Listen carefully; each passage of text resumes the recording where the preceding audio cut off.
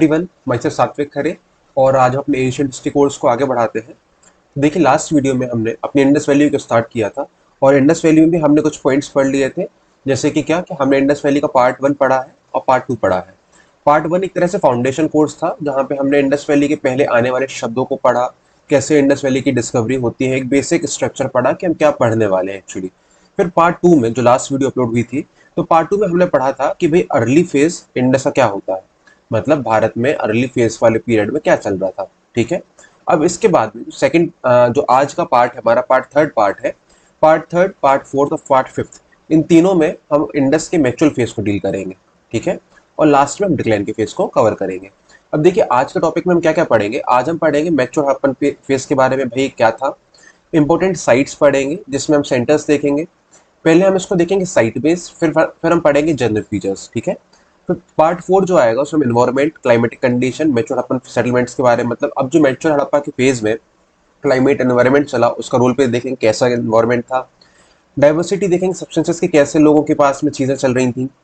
Political structure था कि नहीं था, इसके बारे में डिबेट समझेंगे। रिलीजन और बरियल प्रैक्टिसेस के बारे में हम समझने की कोशिश करेंगे। और आखिरी पॉइंट हमारा जो मैच्योर फेज को डील करेगा वो है ट्रेड, कि उनका ट्रेड, इंटरनल ट्रेड कैसा था, within Indus valley civilization Mesopotamia के साथ कैसा ट्रेड था, इसके बारे में समझेंगे। और आखिरी पार्ट 6 में हम डिक्लाइन की तरफ चले जाएंगे। ठीक है। अब यहाँ से हम आगे बढ़ते हैं। देखिए, पार्ट थर्ड, अभी तक हमने अपने इंडस वैली के चैप्टर में अर्ली फेज के बारे में पढ़ा था। अर्ली फेज से मैच्योर फेज में जाते हुए हमने ट्रांजिशन पीरियड के बारे में पढ़ा था, जिसमें हमने ये जाना था कि भाई यहाँ पे चीजें ग्रेजुअली इवॉल्व हो रही हैं और जो अर्ली हड़प्पन के कल्चर्स थे वो धीरे धीरे धीरे करके एक दूसरे से इंटरेक्ट करके एक मैच्योर फेज के फेज में जा रहे हैं। ठीक है। तो अब हम अपने भारत को फिर से देखते हैं। अभी हमने अपने भारत के वेस्ट वाले पार्ट में ये जाना था कि अर्ली फेज में क्या चल रहा है। अर्ली फेज मतलब क्या, हमने अपने इस वाले फेज के बारे में जाना।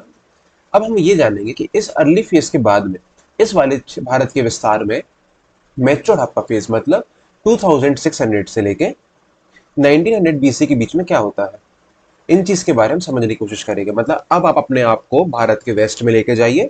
वेस्ट में आपको अपने आप को 2600 से लेके 1900 के बीच में क्या चलता है, इन चीजों के बारे में समझने की कोशिश करेंगे। तो अब आप जो फेज पढ़ेंगे इसको अपन मैच्योर फेज कहेंगे। ठीक है। और ये हड़प्पा सिविलाइजेशन का मैच्योर फेज को ही अपन सिविलाइजेशन वाला पीरियड कहते हैं, क्योंकि इस टाइम पे हर चीजें पीक पे थी।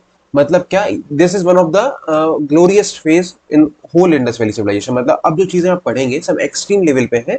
और जब मैच्योर फेज हो जाता है तो मैच्योर फेज के बाद में सब चीजें डिक्लाइन की तरफ चली जाएंगी, तो धीरे धीरे करके ग्रेजुअल होगा डिक्लाइन। तो अभी अपन लोग अगर देखें तो अपन सबसे पीक वाले पॉइंट को पढ़ने की कोशिश करेंगे, तो हम डिक्लाइन की तरफ चले जाएंगे। ठीक है। देखते हैं, आगे बढ़ते हैं। मैच्योर हड़प्पा फेज, अब मैंने यहाँ पे अपने मोहनजोदारो मूवी की बहुत सारी फोटोज क्लिक करी। एक्चुअली जो मोहनजोदारो मूवी आई थी ऋतिक रोशन की, उसमें जो पिक्चराइजेशन किया गया है वो मैच्योर फेज को लेकर डील किया गया है। मैच्योर फेज और थोड़ा डिक्लाइन के पॉइंट को भी लेकर डील किया गया है। तो कई सारी पिक्चर्स हैं, इमेजेस हैं जो हमारे लिए कहीं ना कहीं काम किए हैं कि इमेजिनेशन क्रिएट करने के लिए, तो एक बेटरमेंट के लिए, क्योंकि हिस्ट्री को इमेजिन करना थोड़ा टफ पड़ता है। तो जो जो रिसोर्सेज मिल रहे हैं उनको बेस्ट यूटिलाइज करें, इसलिए मैंने मोहनजोदारो मूवी की भी कुछ कुछ सीन्स को यूज किया है। चलिए देखते हैं भाई मैच्योर फेज में क्या चलता था और किस प्रकार से हमारे भारत का मैच्योर फेज वाला इंडस वैली सिविलाइजेशन फेज चलता है। ठीक है। देखते हैं। हम सबसे पहले मैच्योर फेज में एक बेसिक अंडरस्टैंडिंग के लिए थोड़ी सी ज्योग्राफी के बारे में पढ़ेंगे। ज्योग्राफी मतलब क्या, थोड़ी बहुत साइट्स के बारे में पढ़ेंगे। अब मैं आपको पॉइंट बताऊं, साइट्स को एक्चुअली तो पढ़ना चाहिए मैपिंग बेस पे। तो मैपिंग कैसे होगी, मैपिंग हम करेंगे आगे जाके ग्रिड पैटर्न की, वो उसके लिए मैं अलग प्लेलिस्ट बनाने का प्लान कर रहा हूं। बट अभी हम साइट्स के नाम को मैप पे रख के देखेंगे कि भाई हम किस क्षेत्र की बात कर रहे हैं, फिर हम आगे बढ़ जाएंगे। जो ग्रिड सिस्टम से हम मैपिंग करते हैं एक मेमोराइजेशन फॉर्म से रहता है, उसमें अंडरस्टैंडिंग कॉन्सेप्ट नहीं चलता इतना ज्यादा। बट अभी हम अपने टीचिंग लर्निंग पैटर्न को एक अंडरस्टैंडिंग के हिसाब से लेके चल रहे हैं।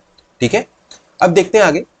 हम अब देखेंगे मैच्योर हड़प्पा साइट्स, मतलब इस क्षेत्र में मैच्योर हड़प्पा के फेज में कौन कौन सी इंपॉर्टेंट साइट्स हैं। देखिए, बहुत सारी साइट्स मिलेंगे हमें। ठीक है। इनमें से बहुत सारी इंपॉर्टेंट साइट्स जो है हम उनके बारे में पढ़ेंगे। और इंपॉर्टेंट साइट्स को, मतलब अब इन साइट्स को हम दो प्रकार से देखने की कोशिश करेंगे। एक जूम इन मेथड यूज करेंगे और एक जूम आउट मेथड यूज करेंगे।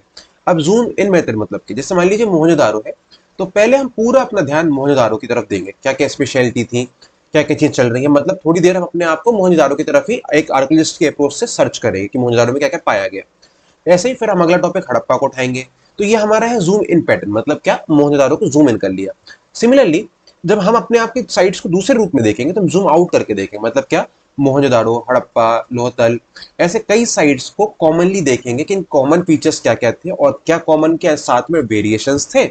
तो जब हमें वेरिएशंस पढ़ने पड़ेंगे तो हमें जूम आउट करके भी कंपेयर करना पड़ेगा, और जब हमें कोई स्पेशलिटी चीज पढ़नी पड़ेगी तो हम जूम इन करेंगे। तो देखिए मोस्ट ऑफ द क्वेश्चंस जैसे कोई साइट्स बेस्ड होते हैं कि भाई मोहनजोदारो में क्या पाया गया, आपको यहाँ पे इजीली अवेलेबल मिल जाएगा कंटेंट की हमारे यहाँ पे वेल्स मिलते हैं, ये मिलते हैं। जो फैक्चुअल डाटा है ऑलरेडी साइट्स में इंक्लूडेड है। तो आप जूम इन मेथड को जब पढ़ेंगे तो आपके पास फैक्चुअल डाटा कलेक्ट होगा, और जब जूम आउट करके पढ़ेंगे तो एक एनालिटिकल अप्रोच आएगी चीजों की। और जब एक कभी आपसे पूछा जाएगा जनरल एस्पेक्ट में लिखिए मैक्चुअल फेज में क्या क्या फीचर्स थे, तो आप जूम आउट पैटर्न करके भी लिख सकते हैं और जूम इन करके भी कर सकते हो, क्योंकि आपके पास मैंने दोनों डाटा को सेपरेट करके समझाने की कोशिश करी है। ठीक है, अब हम देखिए आगे बढ़ते हैं। देखिए एक चीज बताऊं आपको कि हम कहते जरूर है इंडस वैली का मैक्चुअल फेज, अब देखिए बार बार मैं आपसे कहूंगा ये मैक्चुअल फेज है। ठीक है, मैक्चुअल फेज को हम सिविलाइजेशन वर्ड यूज कर रहे हैं। ये लास्ट वीडियो में क्लियर कर लिया था कि मैक्चुअल फेज को सिविलाइजेशन वर्ड क्यों करते हैं, क्योंकि हमें पता चलता है कि यहाँ पे हर चीजें एक यूनिफॉर्मिटी की तरफ जा रही है, यहाँ पे सिविलाइजेशन की डेफिनेशन हमें लिंक होती है। ठीक है, अब देखिए यहाँ पे कई सारी साइट्स हैं, और ये जरूरी नहीं है कि इस क्षेत्र में पूरी आने वाली साइट्स एक सिटी के फॉर्म में डेवलप है, कई विलेजेस भी हैं और कुछ इंपॉर्टेंट सिटीज हैं। तो अभी जो हमारा सेटलमेंट को हम जिस रूप में देख रहे हैं, जैसे यहाँ पे खूब सारे सेटलमेंट होंगे, छोटे बड़े खूब सारे इंडस वैली के सेटलमेंट होंगे, पर जरूरी नहीं है कि हर सेटलमेंट बहुत विकसित रूप में रहा होगा, कई डिफरेंसेस हैं। अभी हम जो देखेंगे कि इंपॉर्टेंट सेंटर्स के रूप में देखें कौन कौन से इंपॉर्टेंट सेटलमेंट्स हैं जो हमारे लिए इंपॉर्टेंट है। देखिए जर्नली अब आप एक आर्कोलॉजिस्ट हो और मैंने आपको इंडस वैली के इस पूरे मैप के पास में आपको समझाने की कोशिश करता हूँ। ये पूरा मैप मैंने आपको दिया, ठीक है। अब मैंने आपसे कहा कि भाई इतने बड़े मैप में आपको कुछ कुछ साइट्स को सेग्रीगेट करना है उनके ज्योग्राफिकल एक्सटेंट के हिसाब से, ठीक है, एरिया वाइज एक्सटेंट के हिसाब से कि कौन सी बड़ी सिटी थी, कौन सी छोटी थी, किसमें कितना फैलाव था। तो आपने उस आपसे लगभग मुझे 4 क्राइटेरिया बताए। तो हम देखेंगे पहले हमें बनते हैं लार्जेस्ट वन, जिसमें सबसे लार्जेस्ट होती है राखीगढ़ी साइट। तो ये हमारे लिए ऑब्जेक्टिव बनता है कि कौन सी साइट ऐसी जिसमें लार्जेस्ट साइट है, राखीगढ़ी, क्योंकि 250 हेक्टेयर से फैली हुई है। फिर मोहनजोदारो दिखता है, हड़प्पा, धोलावीरा। फिर इसके बाद में कुछ मॉडरेट साइज के भी हमारे पास में सेटलमेंट्स मिलते हैं, जैसे कालीबंगन एक मॉडरेट साइज में आता है। फिर हमें और छोटे सेटलमेंट्स देते हैं जो थोड़े स्मॉल है, जो 5 से 10 हेक्टर के बीच में है। इसमें आमरी, लोथल, चानूदारो और रोजडी, ठीक है।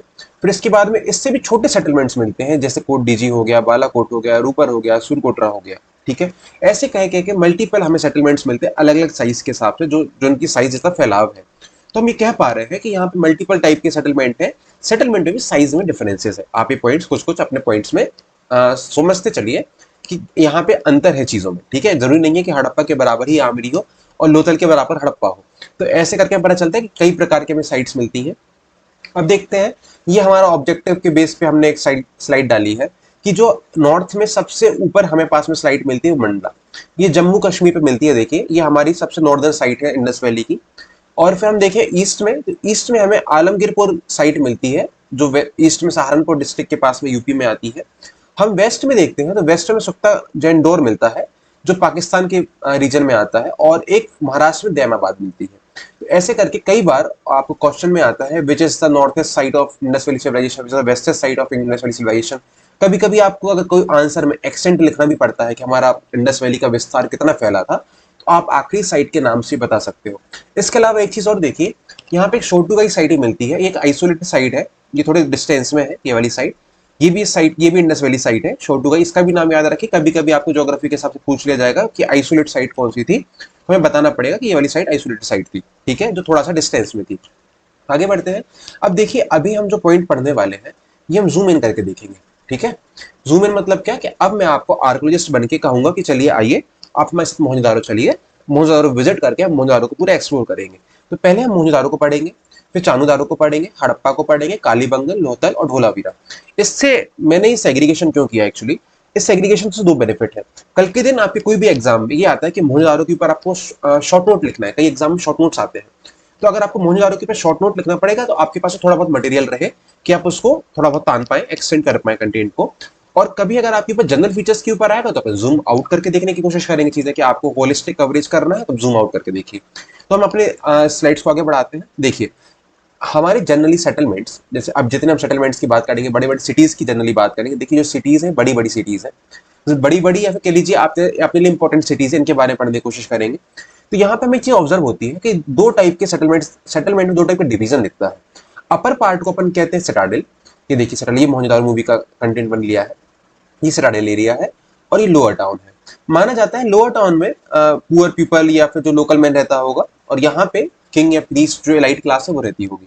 इसके बारे में हम और अच्छे से पढ़ेंगे, हम टाउन प्लानिंग को लेकर अलग से काम करेंगे। अभी बस मैंने एक आपको टर्म समझाने के लिए, क्योंकि बार बार हम रिपीट करेंगे कि मोहनजोदड़ो में सिटाडेल था नहीं था, ये चीज हम जब डिस्कस करेंगे तो मैं आपको बस वर्ड पता हो कि सिटाडेल मतलब क्या होता है, वह टाउन का एरिया जो थोड़ा सा अपलिफ्टेड हो और यहाँ पे माना जाता है राजा लोग या एलाइट लोग रहते होंगे। दूसरा लोअर टाउन जहाँ पे कॉमन मैन की बात हो रही है। एक बात आप बार बार फिर से सुनेंगे, फोर्टिफिकेशन, किलाबंदी। देखिए ये चीज जो हमें समझ में आ रहा है कि यहाँ पे वॉल का फोर्टिफिकेशन मिलता है। तो कई कई जगह पे आप देखेंगे भाई कहीं कहीं पे किलाबंदी है, कहीं कहीं पे नहीं है, कहीं कहीं फोर्टिफिकेशन है, कहीं कहीं पे नहीं है। इस चीज के बारे में हम अलग से भी डिस्कस करेंगे, भाई क्यों होता था, इसके पीछे क्या क्या थ्योरीज हैं, क्या क्या ऑथर्स अपने इंटरप्रिटेशन निकालते हैं। अच्छा, एक चीज और मैं आपको बताना चाहता हूँ कि इंडस वैली की रिसर्च लगातार चल रही है। तो आज कुछ चीज है जो आज जिसका जब अपन इंटरप्रिटेशन निकाल रहे हैं, हो सकता है कल के दिन कुछ और चीज वो बन जाए। मतलब आज जैसे अपन के पास में स्क्रिप्ट नहीं है, डिसाइफर नहीं है, बट अगर डिसाइफर हो जाएगी स्क्रिप्ट तो हमें पता चल पाएगा कि भाई यहाँ पे प्रीस्ट राजा रहते थे, यहाँ पे किंग रहते थे, यहाँ पे एलाइट क्लास रहती थी, यहाँ पे ट्रेडर्स रहते थे। तो अभी तो अपन ऑथर्स के इंटरप्रिटेशंस को आर्कोलॉजिस्ट के एविडेंसेस के से मैच करने की कोशिश कर रहे हैं, बट धीरे धीरे साइंटिफिक अप्रोच बढ़ती है, रिसर्चेस बढ़ती है, तो हमारे फैक्ट्स भी चेंज हो जाते हैं। तो ये कंटिन्यूशन फॉर्म में रिसर्च वाला टॉपिक है, तो अभी साइट्स भी चेंज हो जाती हैं। कभी कभी लॉन्ग मतलब अगर आप इग्नू का कंटेंट देखेंगे तो उसमें साइट भी चेंज हो गई कि भैया सबसे बड़ी एक्सटेंडेड साइट कौन सी, राखी गढ़ी नहीं दिखाया जाएगा। ठीक है, तो ऐसे करके पता चलता है कि बहुत ज्यादा चीजें एग्जिबिट होती आती हैं, अपडेट मिलता आता है कंटेंट। ठीक है, देखते हैं आगे, पढ़ते हैं मोहनजोदड़ो के बारे में। देखिए मोहनजोदड़ो, सबसे पहले आप अपने आप को इमेजिन करिए कि मैं भारत के इस वाले क्षेत्र में बैठा हूँ। ठीक है, आप एक आर्कोलॉजिस्ट हो, आप यहाँ पे जाते हो और यहाँ पे आप इंडस वैली के नजरिए से चीजों के खोजने की कोशिश करते हो। जब आप खोजते हो तो आपको पता चलता है कि देखिए पहली बात तो मोहनजोदड़ो को आर डी बनर्जी सर ने 1992 में डिस्कवर किया था, इसके पहले हड़प्पा आया था। ठीक है, इसकी लोकेशन के ऊपर बात करें, ये हमारे फैक्चुअल एग्जामिनेशन के हिसाब से बहुत इंपॉर्टेंट है। इसकी लोकेशन की बात करें, ये सिंध की डिस्ट्रिक्ट में आता है, जो कि रिवर इंडस के पास में पड़ता है। ठीक है, तो देखिए हमारी इंडस कहाँ है, ये हमारी इंडस रिवर चल रही है, तो इंडस के पास में हमें मिलता है। इसके बाद में जब देखिए जब अपन सिटाडेल की बात करते हैं, सिटाडेल हमें पता चलता है कि सिटाडेल वेस्ट में होता है, सिटाडेल का एरिया वेस्ट है, और जो हमारा जो लोअर टाउन है वो हमें ईस्ट में पाया जाता है। ठीक है, ज्योग्राफिकल नेविगेशन के हिसाब से हम देखें तो ये लोअर टाउन की डायरेक्शन दिखती है।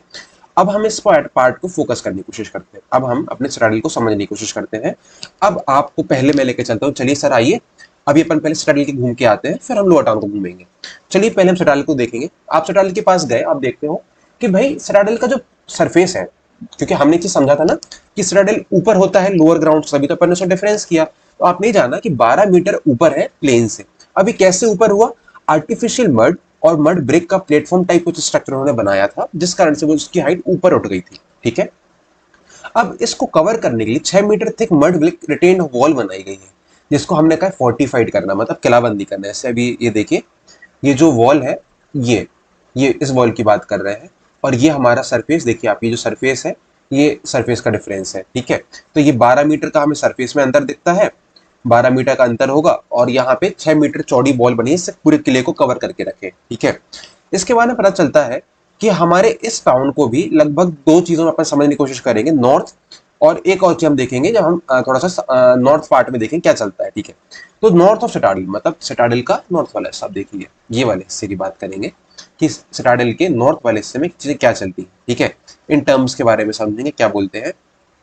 अब देखिए क्या है, मल्टीपल ऑथर्स आए, मल्टीपल हिस्टोरियंस आए, आर्कियोलॉजिस्ट आए, उन्होंने चीजों को समझा, ऑब्जेक्ट्स को जाना, मॉन्यूमेंट्स को समझा, उसको देख के उन्होंने टर्म्स दिए कि भाई ये बात जैसा लग रहा है तो इसको अपन ग्रेट बात टर्म देंगे, क्योंकि हमें ऐसा और कहीं पे छोटे छोटे एविडेंस में नहीं दिख रहा है। किसी ने कहा कि भाई ये हमें यहाँ पे ऐसा लगता है प्रीस्ट रहते होंगे, तो उन्होंने कहा इसको कॉलेज ऑफ प्रीस्ट कहेंगे। तो ऐसे कर करके ये आर्कियोलॉजिस्ट के द्वारा दिए गए नाम है।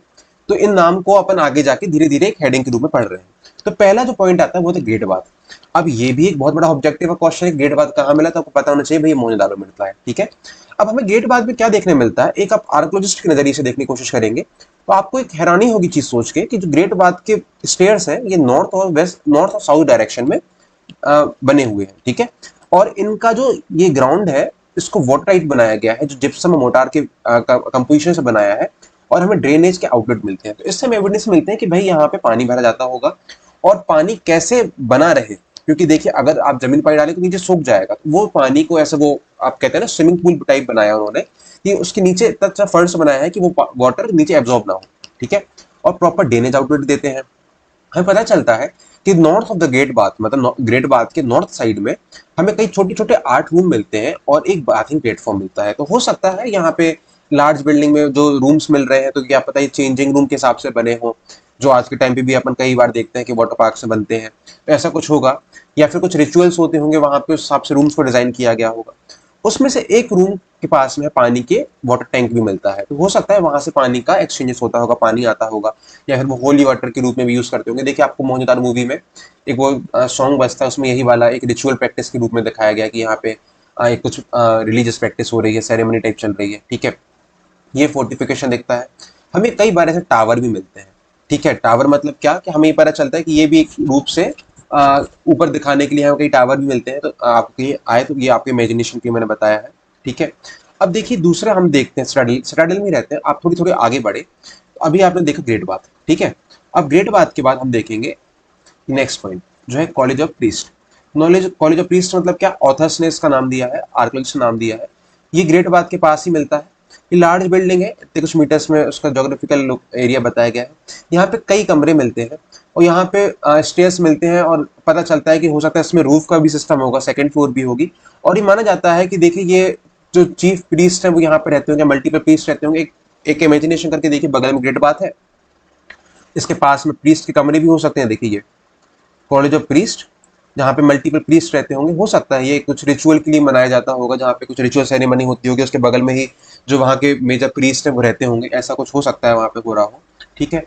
फिर हमें सिटाडेल में ग्रैनरीज मिलती है। अब एक पॉइंट मैंने आपसे बोला था कि लास्ट वीडियो में देखा था ग्रैनरीज बनना।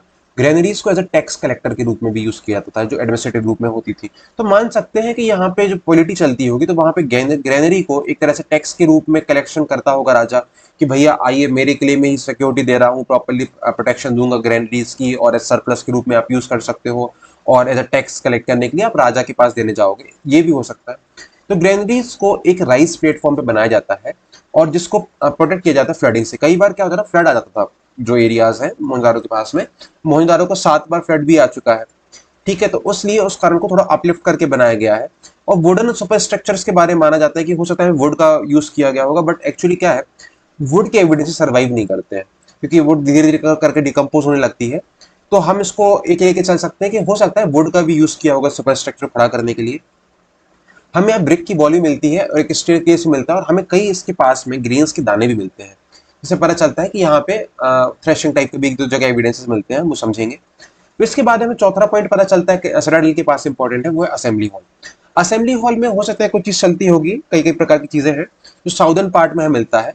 और यहाँ पे स्क्वायर शेप का है, ये 5 सेक्शन में डिवाइडेड है, जो ब्रिक्स के थ्रू डिवाइडेड होता है।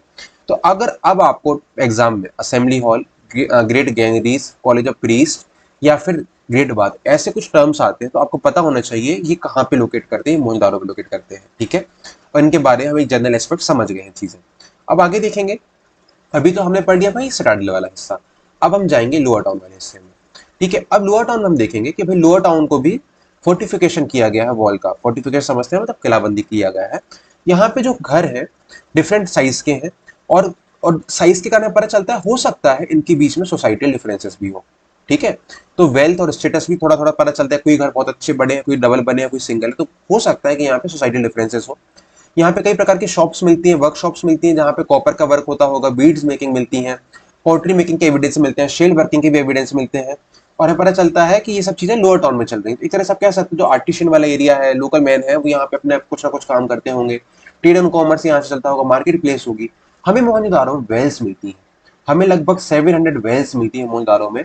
और आपको पता चलता है कि भाई यहाँ पे लगभग हर घर में एक वेल है, और कई कई हमें प्राइवेट वेल, मतलब पब्लिक वेल भी मिलती है, जो एक कहते हैं ना नगर निगम के द्वारा बनाए गए वाटर सप्लाई का प्रोसेस हो सकता है, वो वाला पॉइंट हो कि जिसके घर में जो वेल नहीं बना पा रहा है वो पब्लिक वेल से पानी ले सकता है, ठीक है।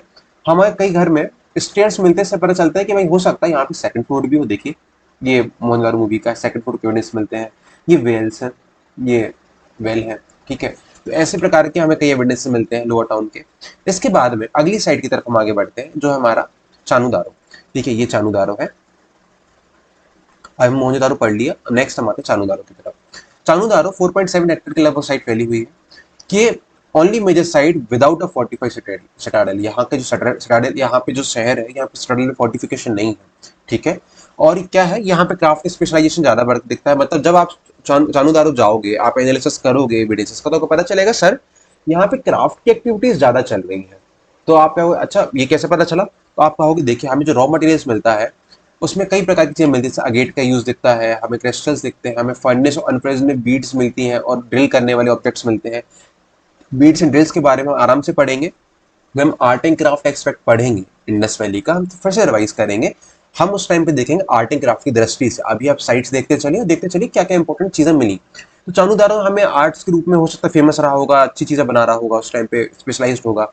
हमें बीट फैक्ट्रीज मिलती हैं, मोतियों की फैक्ट्री मिलती है, हमें कई प्रकार की स्लेट्स बीड्स मिलती हैं। फिर से बीड्स की तरफ लेके जाऊंगा अच्छे से जब आर्ट एंड क्राफ्ट पढ़ेंगे। हमें कई प्रकार का पता चलता है कि भाई यहाँ पे शेल वर्किंग पता चलता है और स्टोन बेड्स का भी यूज किया जा रहा होगा। ठीक है, हम आगे देखेंगे हड़प्पा। हड़प्पा हमारी पहली साइट से जो एग्जिबिट हुई थी और जो दयाराम साहनी जी ने करी थी। ठीक है, हड़प्पा का एरिया लगभग 150 हेक्टर माना जाता है और ये रवि रिवर के पास है। अब देखिए हड़प्पा एक इंपॉर्टेंट साइट है। हड़प्पा और मोहनजोदड़ो को आप थोड़ा सा ध्यान से पढ़िए, इनके फैक्ट्स आते हैं अधिकतर एग्जाम में आते हैं कि जैसे आपने असेंबली हॉल को कहाँ पाया, आपने ग्रेट पाथ को कहाँ पाया, आपने कॉलेज ऑफ प्रीस्ट को कहाँ पाया। तो ये चीजें मोहनजोदड़ो से डील करती है। सिमिलरली हड़प्पा के भी कई पॉइंट्स हमें डील करने हैं। ठीक है, तो हड़प्पा के रिवर के ऊपर भी क्वेश्चन आते हैं कि भाई हड़प्पा कौन सी रिवर के पास में विकसित है, तो आपको बताना पड़ेगा। हड़प्पा के वेस्ट में हमें सिटाडेल मिलता है और जो लोअर टाउन है वो साउथ ईस्ट वाले डायरेक्शन में मिलता है। अब पहले हम अपने आप को सिटाडेल की तरफ लेके जाएंगे। देखिए ये हमारा हड़प्पा है और ये हमारा रवि रिवर जा रही है। ठीक है, रवि रिवर की हमारी बात हो रही है। अब हम देखते हैं कि पहले हम सिटाडेल की अपने आप बात करते हैं। देखिए ये सिटाडेल है हड़प्पा का। अब देखिए क्या होता है यहाँ पे पता चलता है कि भाई ये रफली पैलोग्राम स्ट्रक्चर में बनाया गया है। अब आपको पूरा फोकस अपने आप को सिटाडेल की तरफ लेके जाना है। ये रफली पैलोग्राम शेप में हमें डिजाइन समझ में आती है। इसको मड ब्रिक्स के साथ में मैसिव टावर्स और गेटवे के साथ फोर्टिफिकेशन किया। अब देखिए टावर्स, मैसिव टावर्स के बारे में हमने यहाँ देखा था ना, देखिए कुछ इस प्रकार के टावर्स हैं। ठीक है, तो कहीं हमें टावर्स दिखते हैं, हो सकता है यहाँ पे ऊपर जाके आदमी खड़ा होता होगा, लॉन्ग डिस्टेंस के लिए देखने के लिए यूज करते होंगे कि भैया क्या चल रहा है। यहाँ पे कई वर्क्समैन के क्वार्टर्स मिलते हैं जहाँ पे हो सकता है काम करने वाले लोग रहते होंगे, बाहर से आते हुए जो लोग रहते होंगे। ठीक है, ग्रेनरीज दिखती हैं हमें। ग्रेनरी के पार में थ्रेशिंग का प्लेटफॉर्म भी दिखता है कि भाई यहाँ पे थ्रेशिंग होती हुई ग्रेन्स की। ठीक है, तो हमें वहां से पोलन एनालिसिस के भी एविडेंस मिलने के चांस बढ़ जाते हैं, क्योंकि हमें जब ग्रेन्स के दाने मिल रहे हैं तो पता चल जाता है क्या क्या क्या यहाँ पे ग्रेनरीज में रखा जाता होगा। सिटाडेल हो गया। सिटाडेल के बाद हम देखेंगे लोअर टाउन। तो भाई लोअर टाउन में हमें हड़प्पा के साउदर्न गेटवे, यहाँ पे देखिए गेटवेज मिलते हैं लोअर टाउन में। तो जहाँ पे पता चलता है कि लार्ज ओपन एरिया है जहाँ पे मार्केट जैसी चीजें समझ में आ रही है, या फिर वहाँ पे इंस्पेक्शन के लिए चीजों के लिए एक चेक एंड बैलेंस होता होगा कि भैया आप बोर्ड्स में क्या लेके आए उसके लिए इंस्पेक्शन करते होंगे। हमें कई वर्कशॉप दिखती है जहाँ पे शेल गेट और कॉपर का यूज किया जाता होगा जहाँ पे आर्टिफैक्ट्स बनाने के लिए। और यहाँ पे हमें पता चलता है कि कई लोग ट्रेवलर्स हैं वो यहाँ पे आके रुकते थे लोअर टाउन में, जैसे ट्रेडिंग के लिए आ रहे हैं। हमें पता है हड़प्पा का कई जगह से ट्रेड था, इंटरनेशनल ट्रेड के बारे में पढ़ेंगे तो वहाँ पे जो नए लोग आ रहे हैं तो हमें कई रेस्टिंग प्लेस के नाम से भी चीजें मिलती है कि कई जगह रुकने का विस्तार भी होगा। अब देखिए ये सब चीजें इंटरप्रिटेशन बेस्ड है, क्योंकि हमें एक्चुअल तो पता नहीं कि वहाँ पे उस कमरे में लोग रहते होंगे किसी घर तक। तो अभी हम एक चीज से आर्कियोलॉजिस्ट के नजरिए से चीजें देखने की कोशिश करेंगे, बट आपको अपने आप को इंडस वैली के टॉपिक के साथ में अपडेट रखना पड़ेगा, क्योंकि कई बार रिसर्चेज ऐसी आ जाती हैं जो हमारे टेक्स्ट को चेंज कर देती हैं। तो अगर आप कोई बहुत पुरानी बुक यूज कर रहे हैं तो आप थोड़ा सा एक बार उस चीज को टैली कर लीजिए कि जो मेरा डाटा है वो ऑथेंटिक है और अपडेट है कि नहीं है। ठीक है, हम आगे बढ़ते हैं। अब देखेंगे कि भैया कालीबंगन क्या है, कालीबंगन की जगह कहाँ पे है, फिर इसके बारे में समझने की कोशिश करते हैं। देखिए हड़प्पा के पास में हमें थोड़ा सा एक रिवर के पास में कालीबंगन का एरिया मिलता है। ठीक है, अब कालीबंगन को देखिए, कालीबंगन को ब्लैक बेंगल्स भी कहते हैं। तभी आप इसको वर्ड यार भी रख सकते, ये वाला पेपर में आता है कई बार क्वेश्चन कि कौन सा सेटलमेंट को ब्लैक बेंगल्स के नाम से जाना था, कौन सा सेटलमेंट को बेंगल्स से जोड़ा गया है। कई बार पेपर में आपको ऑब्जेक्टिव बेस्ड क्वेश्चन आता है। ठीक है, ये गागर हाकर रिवर जो राजस्थान है उसके पास में माना जाता है सेटलमेंट है। ठीक है, ये सिटाडेल और लोअर टाउन दोनों से फोर्टिफिकेशन के साथ मिलते हैं। यहाँ पे हमें एविडेंस मिलते हैं फायर एल्टर्स के। फायर एल्टर्स मतलब होता है हवन कुंड, और यहाँ पे हवन के जब एविडेंसेस मिलते हैं तो पता चलता है यहाँ पे कुछ रिलीजन की रिलीजियस प्रैक्टिस होती होंगी। अब ये पॉइंट हम फिर से डिस्कस करेंगे जब हम रिलीजियस के एक्सपेक्ट में पूरे इंडस वैली सोल्यूशन को पढ़ेंगे। तो आप ये याद रख लीजिए कि हमें कालीबंगन के पॉइंट पे रिलीजियस एस्पेक्ट मिलता है, फायर एल्टर्स मिलते हैं। तो कभी भी अगर आपको क्वेश्चन आता है कि भाई फायर एल्टर्स के एविडेंस कहाँ मिलते हैं, तो आपको कालीबंगन को टिक करना है। और अगर आपको कहीं लिखना है रिलीजन के कॉन्सेप्ट में तो आपको बताना पड़ेगा कि भैया कालीबंगन के पास में फायर एल्टर्स के एविडेंस मिलते हैं, तो इस एविडेंस के कारण कह सकते हैं कि यहाँ पे रिलीजियस प्रैक्टिसेस कुछ ना कुछ चलती होंगी। इसके बारे में फिर से ध्यान से पढ़ेंगे नेक्स्ट आगे की स्लाइड्स में, जहाँ फीचर्स को पढ़ेंगे आगे जाके। हमें पता चलता है यहाँ पे कई प्रकार के टेराकोटा के बेंगल्स मिलते हैं, शेल्स मिलते हैं, स्टलाइट्स के सेल्स मिलते हैं, ऐसे कई प्रकार की चीजें मिलती है। और यहाँ पे हम कह सकते हैं ये भी एक इंपॉर्टेंट आर्ट एंड क्राफ्ट का सेंटर रहा होगा। हमें यहाँ पे अलग इंटरेस्टिंग चीजें पता चलती है कि यहाँ पे आइवरी कॉम्ब मिला है, मतलब हाथी के दांत का एक कंघा मिलाया है। हमें कॉपर बफेलो और उनके बुल की भी चीजें मिलती हैं जहाँ पे उस प्रकार के आर्टिफैक्ट्स बनते हैं, ठीक है, टेराकोटा से बनते हैं, तो वो सब चीजें पता चलती हैं। कालीबंगन के बाद में हम आगे देखेंगे लोहतल। लोहतल को प्रोफेसर ऐसा राव ने डिस्कवर किया। अब देखिए एक चीज और मैं बताऊंगा आपको कि जब आप नेट की तैयारी कर रहे हैं तो नेट में आपको थोड़ा सा ध्यान देना है। कई बार एग्जीबिटर्स के ऊपर क्वेश्चन आते हैं कि कौन से प्रोफेसर कौन से आर्कोलॉजिस्ट ने एग्जीबिशन किया। थोड़ा सा इस चीज को हमें याद करना पड़ेगा कि भाई एक थोड़ा सा फैक्चुअल बेसिस का अंडरस्टैंडिंग याद करनी पड़ेगी कि कौन उसका हिस्टोरियन था या फिर आर्कोलॉजिस्ट था जिसने उसको चीज को डिस्कवर किया। देखते हैं, साबरमती रिवर जो सौराष्ट्र गुजरात के पास पड़ रही है उसके पास में की साइड मानी जाती है। ये रफली रेक्टेंगुलर है, ऑलमोस्ट इसका जो पूरा जोग्राफिकल स्प्रेड है। देखिए यहाँ पे सटाडल मिलता है, बट वो सटाडल एक्चुअली सटाडल जैसा नहीं है, तो कई बार उसको कहा जाता है कि लोटल में सटाडल नहीं था, थोड़ा अपर सरफेस मिलता है, मड ब्लैक प्लेटफॉर्म टाइप मिलता है।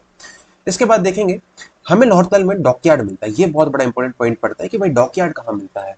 तो कई बार क्वेश्चन जब लोहरदल से उठता है डॉकयार्ड के संबंध ज्यादा आता है। हमें ईस्टर्न एज में, ईस्टर्न कोने में साइड के हमें डॉकयार्ड के बेसिस मिलते हैं। देखिए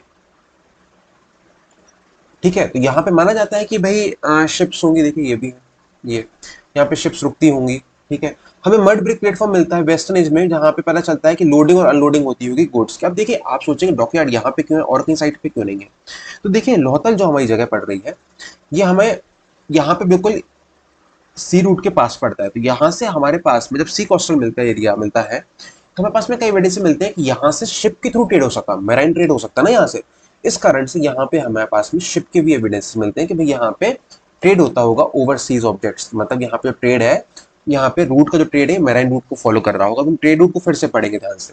यहाँ पे हमें लार्ज वॉल मिलती है फ्लड प्रोटेक्शन के हिसाब से। देखिए कि हो सकता है फ्लड आया हो, इस कारण से प्रोटेक्शन के लिए कई वॉल्स मिलती है। ठीक है, ये देखिए यहाँ पे लोथल की एक छोटी सी इमेज बनाई गई है। शिप्स के एविडेंसेस मिलते हैं कि यहाँ पे शिप्स रुकती होंगी, अनलोडिंग अनलोडिंग होता होगा सामान का। इसके बाद में अगली जगह हम आते हैं धोलावीरा। देखिए धोलावीरा ये वाली जगह है, रन ऑफ कच्छ के आसपास में आ रहा है चीज। ठीक है, धोलावीरा में हमें सबसे अच्छी चीज क्या मिलती है, यहाँ पे हमें 3 पार्ट मिलते हैं। एक मिलता है लोअर पार्ट, सॉरी एक मिलता है लोअर टाउन, मिलता है मिडिल टाउन, एक मिलता है सिटाडेल। अभी तक हम केवल 2 चीजें पढ़ रहे थे कि एक सेटलमेंट है, हमने 2 चीजें पढ़ी कि भाई हमें सिटाडेल मिला अपर टाउन और दूसरा मिला हमें लोअर टाउन। बट धोलावीरा में हमें एक और टाउन मिलता है जिसको अपन मिडिल टाउन भी कहते हैं। ठीक है, तो अब आप एज आर्कोलॉजिस्ट आप धोलावीरा में जाके देखेंगे तो पता चलेगा। वैसे ये डॉक्टर जेपी जोशी और आर एक्स जी ने कंटिन्यू किया आगे जाके। रन ऑफ कच्छ गुजरात के पास में पड़ता है। यहाँ पे सिटी को 3 पार्ट में डिवाइड करते हुए दिखता है, मतलब सिटी 3 पार्ट में डिवीजन में दिखती है हमें उनके द्वारा। इन्होंने अपर टाउन बनाया जिसको सिटाडेल कहा, मिडिल टाउन में हो सकता है ऑफिसर्स रहते होंगे और जो राजा के थोड़े क्लोज संबंधी रहते होंगे, रिश्तेदार रहते होंगे, और लोअर टाउन में कॉमन मैन रहते होंगे। ठीक है, हो सकता है मे बी। ठीक है, इसके बाद में हम देखेंगे यहाँ पे सिटी में सबसे स्पेशल चीज क्या है, यहाँ पे unique water harvesting management system मिलता है। अब यहाँ से आप अपने आप के पॉइंट से जोड़िए कि क्या यहाँ पे डिफरेंसेस नहीं दिख रहे हैं आपको चीजों में हल्के हल्के, कि वाटर मैनेजमेंट यहाँ दिख रहा है, यहाँ वाटर मैनेजमेंट दिख रहा है। कहीं कहीं पे आपको फ्लड के कारण वहां पे एविडेंस मिलते हैं कि भाई इतना ज्यादा पानी था कि लोगों को फ्लड के लिए मेंटेन करना पड़ रहा है कहीं कहीं चीजें। कहीं कहीं स्पेशली जगह आपको बोट के एविडेंस मिल रहे हैं, कहीं एक स्पेशल जगह आपको डॉकयार्ड मिल रहा है। जब हम इनका कंपेरेटिव स्टडी करेंगे आगे जाके नेक्स्ट स्लाइड्स में तो पता चलेगा कि यहाँ पे डिफरेंसेस भी थे, और वो डिफरेंसेस क्यों थे, ज्योग्राफी के कारण। ठीक है, हम फिर से देखेंगे, लिंक करेंगे। हमें धोलावीरा पता चलता है यूनिक वाटर हार्वेस्टिंग सिस्टम है। यहाँ पे पता चलता है कि 60 मतलब यहाँ पे जो रेनफॉल है बहुत कम होती है, ड्रॉप मतलब कमी पड़ जाती है पानी की। इस कारण से जो इनका रहने का पैटर्न था, उन्होंने इसको फाइट करने के लिए अपने आप को वैसा ढाला था कि हम यहाँ पे पानी की व्यवस्था कैसे करें, उस ऑप्शन कुछ ना कुछ जुगाड़ करनी पड़ेगी। तो इनके पास में से 2 स्ट्रीम्स थी, एक मनहार और मनसर। इनके ऊपर भी क्वेश्चन आते हैं। देखिए एक स्ट्रीम ये है वाटर स्ट्रीम और एक स्ट्रीम ये है। तो पानी की कमी पड़ जाती थी, इस कारण से ये लोग डैम बनाते। तो कई बार क्वेश्चन आता है कि हमारे पास में डैम्स या रिजर्वायर्स के एविडेंसेस कहाँ मिलते हैं, आपको धोलावीरा को याद रखना है। ठीक है, हमें पता चलता है सिटी में लगभग 16 डीप टैंक्स मिलते हैं, हमें रिजर्वायर्स मिलते हैं, और हमें लोअर टाउन पे भी रेन वाटर हार्वेस्टिंग के सिस्टम मिलते हैं। धोलावीरा को फेमस है क्योंकि यहाँ पे stone light of step walls मिलती हैं, सेवरल वॉल्स मिलती हैं। यहाँ पे जैसे अपन ने रानी की वाव देखा होगा आपने, दिल्ली में रानी की बावड़ी कहते हैं, कई जगह बावड़ी वाई यूज करते हैं, उस टाइप की हमें चीजें मिलती हैं। देखिए शायद ये धोलावीरा टैंक है, ये देखिए स्टेयर्स दिख रही हैं, शायद नहीं है फोटो, मैं डालना भूल गया। तो वो हमें रानी की बावड़ी वाला चीज एविडेंस मिलता है। यहाँ पे 16 स्टेप वेल्स मिलती हैं, जहाँ पे आप जाइए पैदल पैदल धीरे धीरे नीचे जाएंगे तो आपको पानी मिलता जाएगा, एक एक स्टेप स्टेप स्टेप जाएंगे चीजें मिलती जाएंगी। हमें यहाँ पे एक और स्पेशल चीज मिलती है जो इंपॉर्टेंट बनती है, वो है इंस्क्रिप्शन। हमें यहाँ पे सबसे लार्जेस्ट इंस्क्रिप्शन मिलता है, एक sign board type of inscription मिलता है जो हड़प्पा स्क्रिप्ट को दिखाते थे। कि कई सारे इंस्क्रिप्शन मिले हड़प्पा स्क्रिप्ट के, बट ये सबसे बड़ा है, लार्जेस्ट है। इसमें 10 सिंबल्स मिलते हैं और ये 37 का एक सिंबल माना जाता है लगभग हाइट के हिसाब से। और ये बोर्ड लगभग 3 मीटर लॉन्ग है, ठीक है। और इसमें ये वाला सिंबल लगभग 4 बार रिपीट होता है, 1 2 3 4। तो ये भी पॉइंट है, पता चलता है। तो आपको यहाँ पे ढोलावीरा को जब याद रखना, तो आपको उनके ये एग्जीबिशन किसने किया ये याद रखना है। रन ऑफ कच्छ के बारे में पता चलता है, ये 3 पार्ट में डिवाइड होता है, ये इंपॉर्टेंट एक्सपेक्ट बनता है। वाटर मैनेजमेंट को लेके यहाँ बात आती है। और कल जब हम आगे जाके नेक्स्ट पार्ट में हम पढ़ेंगे कि इंडस के टाइम पे इन्वायरमेंट की कंडीशन क्या थी, अभी हम आगे जाके पढ़ेंगे, मेरे पास में मटेरियल बहुत है। इंडस के टाइम पे इन्वायरमेंट की कंडीशन क्या थी, हमें बताना पड़ेगा कि इंडस वैली सिविलाइजेशन के जो लोग थे वो उसमें अपने आप को इन्वायरमेंट के अकॉर्डिंग भी अडॉप्ट कर रहे थे, उस हिसाब से उन्होंने अपने सेटलमेंट को इसको चेंज करके रखा था। उसमें एक छोटा सा एग्जाम्पल हम धोलावीरा का देना पड़ेगा कि धोलावीरा में आप देख सकते हैं जैसे कि वाटर, जैसे वहां पे कम रेनफॉल होती है, पानी की कमी रहती है, तो उन्होंने अपने आप को वाटर हार्वेस्टिंग सिस्टम से उस चीज को पूर्ति करने की कोशिश करी है। और तीसरा पॉइंट जो हमारे पास में आता है वो होता है इंस्क्रिप्शन। तो कुछ ऐसे पॉइंट्स है जो हमें बिल्कुल हाईलाइट करके चलना है कि ये चीज यहाँ के स्पेशल है और उसको पढ़ना है। आगे देखेंगे। यहाँ तक हमने अपनी साइट्स के कुछ कुछ मेन मेन एक्सपेक्ट पढ़ लिए। तो अभी हमने साइट्स को जूम इन करके देखा था, ठीक है, जहाँ पे साइट्स को हमने बारीकी से वहां पे जाके खड़े होकर देखने की कोशिश करी है। अब हम इसी पैटर्न को जूम आउट करने की कोशिश करते हैं, ठीक है। अब हम इन चीजों को दूर से देखने की कोशिश करेंगे। दूर से मतलब क्या, सिमिलरिटीज देखेंगे और सिमिलरिटीज के साथ में कंपैरिजन भी करेंगे कि भाई ये सिमिलर है, ये भी सिमिलर है, बट सिमिलरिटीज के साथ में क्या आपके अंदर रीजनल वेरिएशन है। हमने लास्ट वीडियो में रीजनल वेरिएशंस के ऊपर डिस्कस किया था कि रीजनल वेरिएशंस के एग्जांपल हमने जो आपको लास्ट में एक शायद खाने की रेसिपीज से कनेक्ट करने की कोशिश की थी मैंने आपको। तो वो पॉइंट क्या अभी भी स्टिल वर्क कर रहा है कि लोग अपने आप में तो रीजनल स्पेशलाइज्ड हैं और दूसरे को भी अडॉप्ट कर रहे हैं। मतलब रीजनल वेरिएशन है विथ यूनिफॉर्मिटी, इसके बारे में फिर से डिस्कस करेंगे।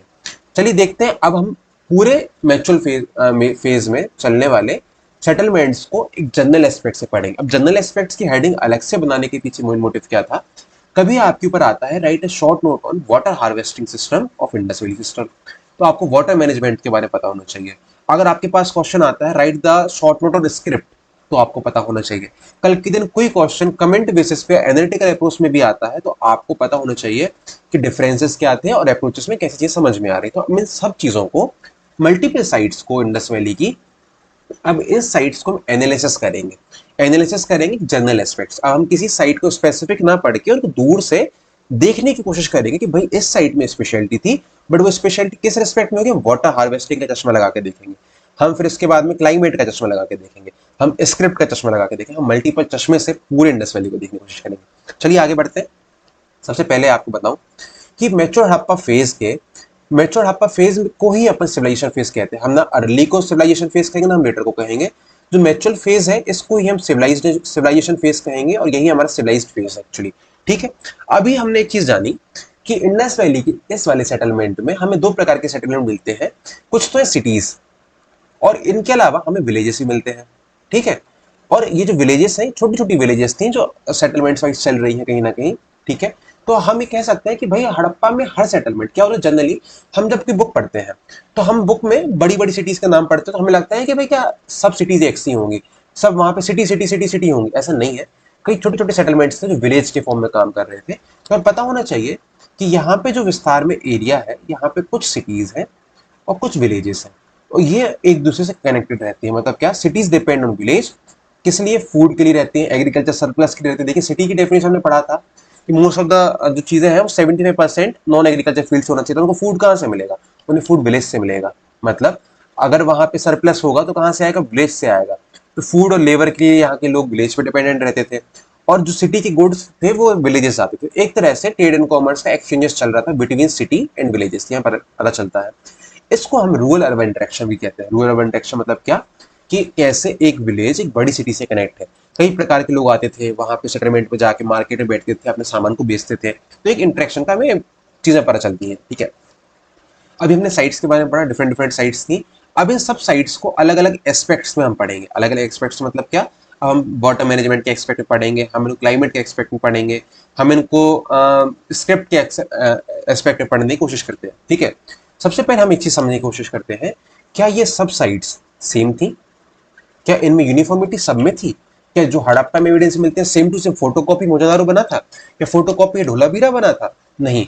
अब हम ये देखेंगे, आर्कोलॉजिस्ट मॉन्टविले वीरर और स्टुअर्ट पोगट कहते हैं कि भाई जो हड़प्पा और जो आसपास में टाउन्स थे उनमें जो यूनिटी दिख रही है उसमें डिजाइन में डिफरेंसेस थे। जैसे कैसे? अब हम इन चीजों को समझने की कोशिश करते हैं कि माउंट व्हीलर और स्टुअर्ट पोगट कहते हैं कि एक जनरल एस्पेक्ट में उन्होंने कहा कि अभी ये इसको यूनिटी में बता रहे, ये कह रहे हैं इकट्ठे थे सब लोग, ये इन्होंने कॉन्सेप्ट यूनिफॉर्मिटी दिया। ठीक है, ये कहते हैं कि भाई हर टाउन, अब ध्यान देना, हर town, each town was divided into two parts, citadel और लोअर टाउन। ठीक है, सिटाडेल रूरल्स के लिए था और लोअर टाउन पीपल्स के लिए था। और ये जो टाउन्स थे ये डाइकोटोमस सेटलमेंट पैटर्न से बने थे, जैसे हड़प्पा हो गया, मोहनजोदारो हो गया, कालीबंगन हो गया। मतलब क्या कि ये जो पैटर्न था इसमें पूरी सिटीज दो पार्ट में डिवाइड थी, वेस्ट और ईस्ट। ठीक है, तो ये हमारी थ्योरी दी इन्होंने। एक थ्योरी ये देते हैं कि भाई जितने सेटलमेंट्स हैं मैचुर हड़प्पा फेज में वो दो टाइप में डिवाइड है, एक है हमारा अपर टाउन में और एक है मतलब एक है सिटाडेल में, एक है लोअर टाउन में। ठीक है, बट धीरे धीरे करके इस थ्योरी को तोड़ा गया। इस थ्योरी के बाद में कहा गया नहीं सर ऐसा नहीं है, हमें पास में कई एविडेंस मिलते हैं जहाँ पे रीजन डिफरेंसेस है। ठीक है, पर इन्होंने क्या कहा था, applied the same trade for every settlement. अब आप समझने की कोशिश करिए, इनने जो चीज बोली थी माउंट व्हीलर ने, माउंट व्हीलर कहाँ गया हमारे, माउंट व्हीलर और स्टुअर्ट पोगट कहते हैं कि ये जो चीजें हैं डाइकोटोमस पैटर्न है ये हर जगह था, बट ये हमें गलत कहना है। क्योंकि गलत कहना है कि हमें अलग अलग चीजें मिली हैं। जैसे इस थ्योरी को हटाया गया, यूनिफॉर्मिटी की थ्योरी को हटाया गया कि भाई हर सेटलमेंट सेम नहीं था, मतलब यहाँ पे होने वाले हर सेटलमेंट सेम नहीं थे, हमारे पास में कई रीजनल डिफरेंसेस हैं जिसको माउंट व्हीलर सर ने इग्नोर कर दिया है। उन्होंने उसको और जूम करके नहीं देखा कि भाई इस जगह में भी रीजनल वेरिएशंस हैं, इस जगह में रीजनल वेरिएशन है, आप इसको जनरलाइज क्यों कर रहे हो? जो हमने अर्ली फेज में पढ़ा था ना कि रीजनल वेरिएशंस के साथ में चीजें चल रही हैं, यहाँ पे भी चीजें रीजनल वेरिएशंस के साथ में थे। अब आपको समझ में आएगा कि भाई चलिए ठीक है कि रीजनल वेरिएशन था, बट रीजनल वेरिएशन कैसे हम कह रहे हैं रीजनल वेरिएशन था? अब हम आगे सेटलमेंट्स के बारे में हर चीज के बारे में पढ़ेंगे, रीजनल वेरिएशंस के बारे में देखेंगे।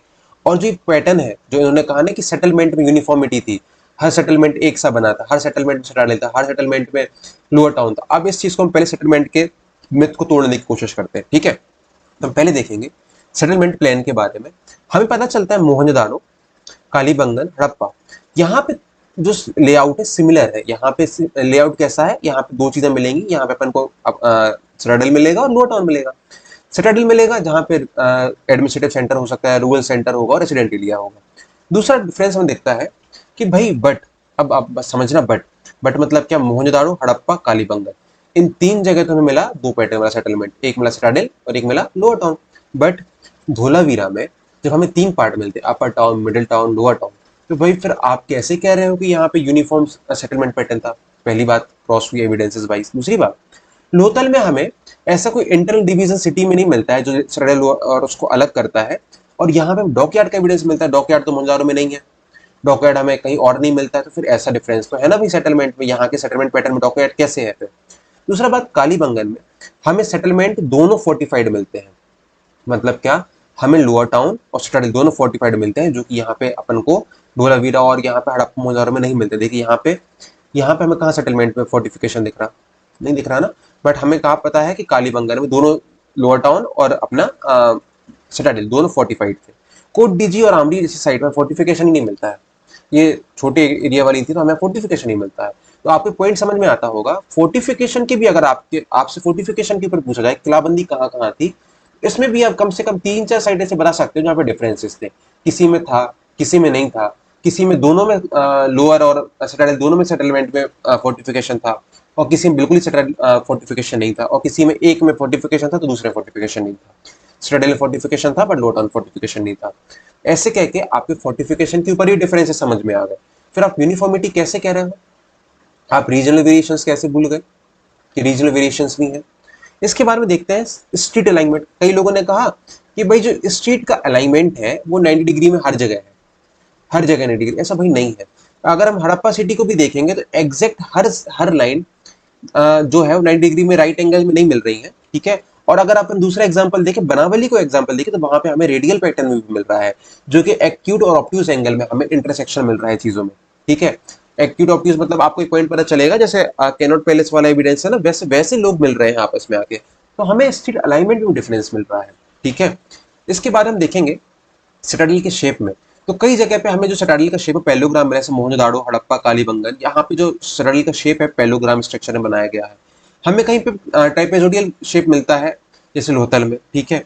हमारे पास में कई एविडेंस ऐसे मिलते हैं जो वेरी करते हैं बिल्डिंग मटेरियल को लेके भी, कि भाई यहाँ पे जो रॉ मटेरियल यूज हो रहा है बिल्डिंग बनाने उसमें डिफरेंसेस है। हड़प्पा, मोहनजोदाड़ो, लोथल में ज्यादातर फायर ब्रिक्स का यूज किया गया है घर बनाने के लिए या बिल्डिंग्स बनाने के लिए। वहीं पे कालीबंगन को आप देखेंगे तो मड ब्रिक का यूज हुआ है।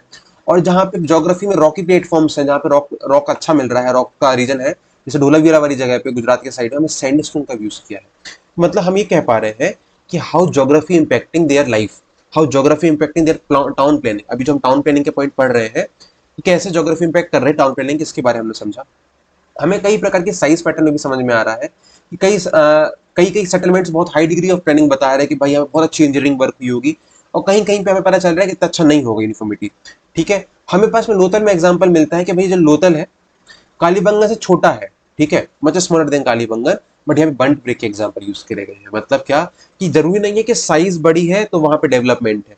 कई बार क्या है छोटी जगह में अच्छा डेवलपमेंट है, कई कई छोटी साइट्स ऐसी हैं जहां पे बंट ब्रिक का यूज किया गया है।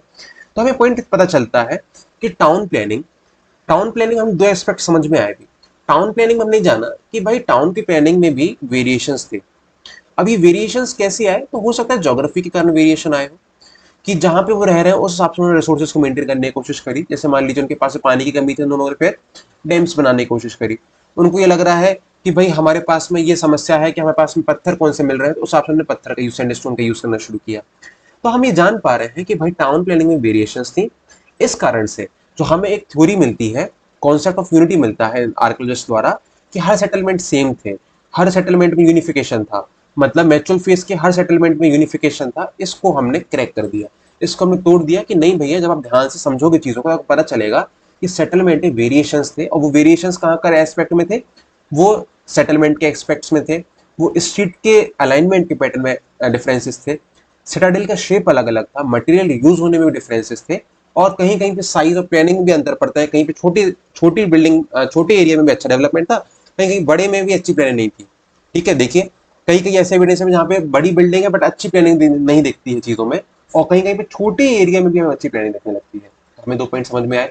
हमने अभी टाउन प्लानिंग के एक्सपेक्ट को समझा, एक जूम आउट करके चीजों को समझने की कोशिश करी। अब देखिए एक एक्सपेक्टेड क्वेश्चन से क्या बन सकता है कि भाई was the Indus valley civilization a truly uniform culture और did it have a regional variation. मतलब क्या, अगर कभी भविष्य में क्वेश्चन आता है, वो कहता है कि जो आपका इस तरह का विस्तार है, इंडस वैली का मैक्चुअल फेस का विस्तार है, यहाँ पे क्या हर चीजें यूनिफॉर्म थी?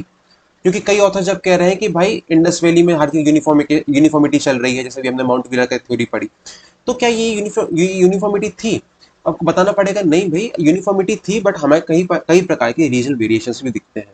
तो इन रीजनल वेरिएशंस में कंपेरेटिव एनालिसिस आपके पास में होना चाहिए। कंपेरेटिव एनालिसिस हमने किया है। कंपेरेटिव एनालिसिस कैसे किया? हमने सेटलमेंट के रूप में किया, हमने स्ट्रीट अलाइनमेंट के रूप में किया, हमने शटल के शेप को एनालिसिस किया, हमने बिल्डिंग मटेरियल को यूज किया, ठीक है। इस प्रकार से टाउन प्लानिंग को समझने की कोशिश करी है, ठीक है। हम आगे बढ़ते हैं। Water management. अब देखिए इंडस वैली के टाइम पे अब जो पॉइंट आता है वाटर मैनेजमेंट, और वाटर मैनेजमेंट में कई क्वेश्चंस हमारे पास में ऑलरेडी आ चुके हैं, हमने पीवाईक्यू में देखा है। टाउन प्लानिंग हो गया, वाटर मैनेजमेंट हो गया, one of the important topic बनते हैं इस टॉपिक को डील करने के। तो देखिए वाटर मैनेजमेंट हम दो चश्मे लगा के देखेंगे। एक देखेंगे वाटर मैनेजमेंट फैसिलिटीज, और एक हम देखेंगे ड्रेनेज सिस्टम। मतलब जो एक पढ़ेंगे हम ड्रिंकिंग वाटर फैसिलिटीज के हिसाब से, मतलब यूज करने वाला पानी, और एक हम देखेंगे जो हमारा वेस्टेज वाटर है उसका कैसे उन्होंने सेटलमेंट किया, ठीक है। तो पहले हम पढ़ते हैं वाटर मैनेजमेंट फैसिलिटीज, मतलब कि जो ड्रिंकिंग वाटर है वो कहाँ से आता था, कैसे उसका यूज कर रहे थे। पूरे इंडस वैली सिविलाइजेशन को एक दूर से देखने की कोशिश कर रहे हैं, ठीक है।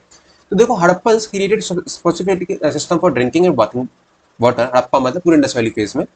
देर are particular about personal hygiene. अभी भाई पर्सनल हाइजीन को लेके बहुत ज्यादा अच्छा था उनका कल्चर, क्या पता चलता है कि पर्सनल हाइजीन को फोकस करके चलते थे। हमारे पास में कई प्रकार के सोर्सेज मिलते हैं पानी के, कई कई रिवर्स मिलते हैं, वेल्स मिलते हैं, और जहाँ पे रिवर्स वेल की दिक्कत है तो वहाँ पे रिजर्वायर से मिलते हैं, ठीक है। हमें मोहनजोदाड़ो में पता चलता है यहाँ पे 700 वेल्स है। हम फिर से कहा था ना, आप टॉपिक डिस्कस करेंगे।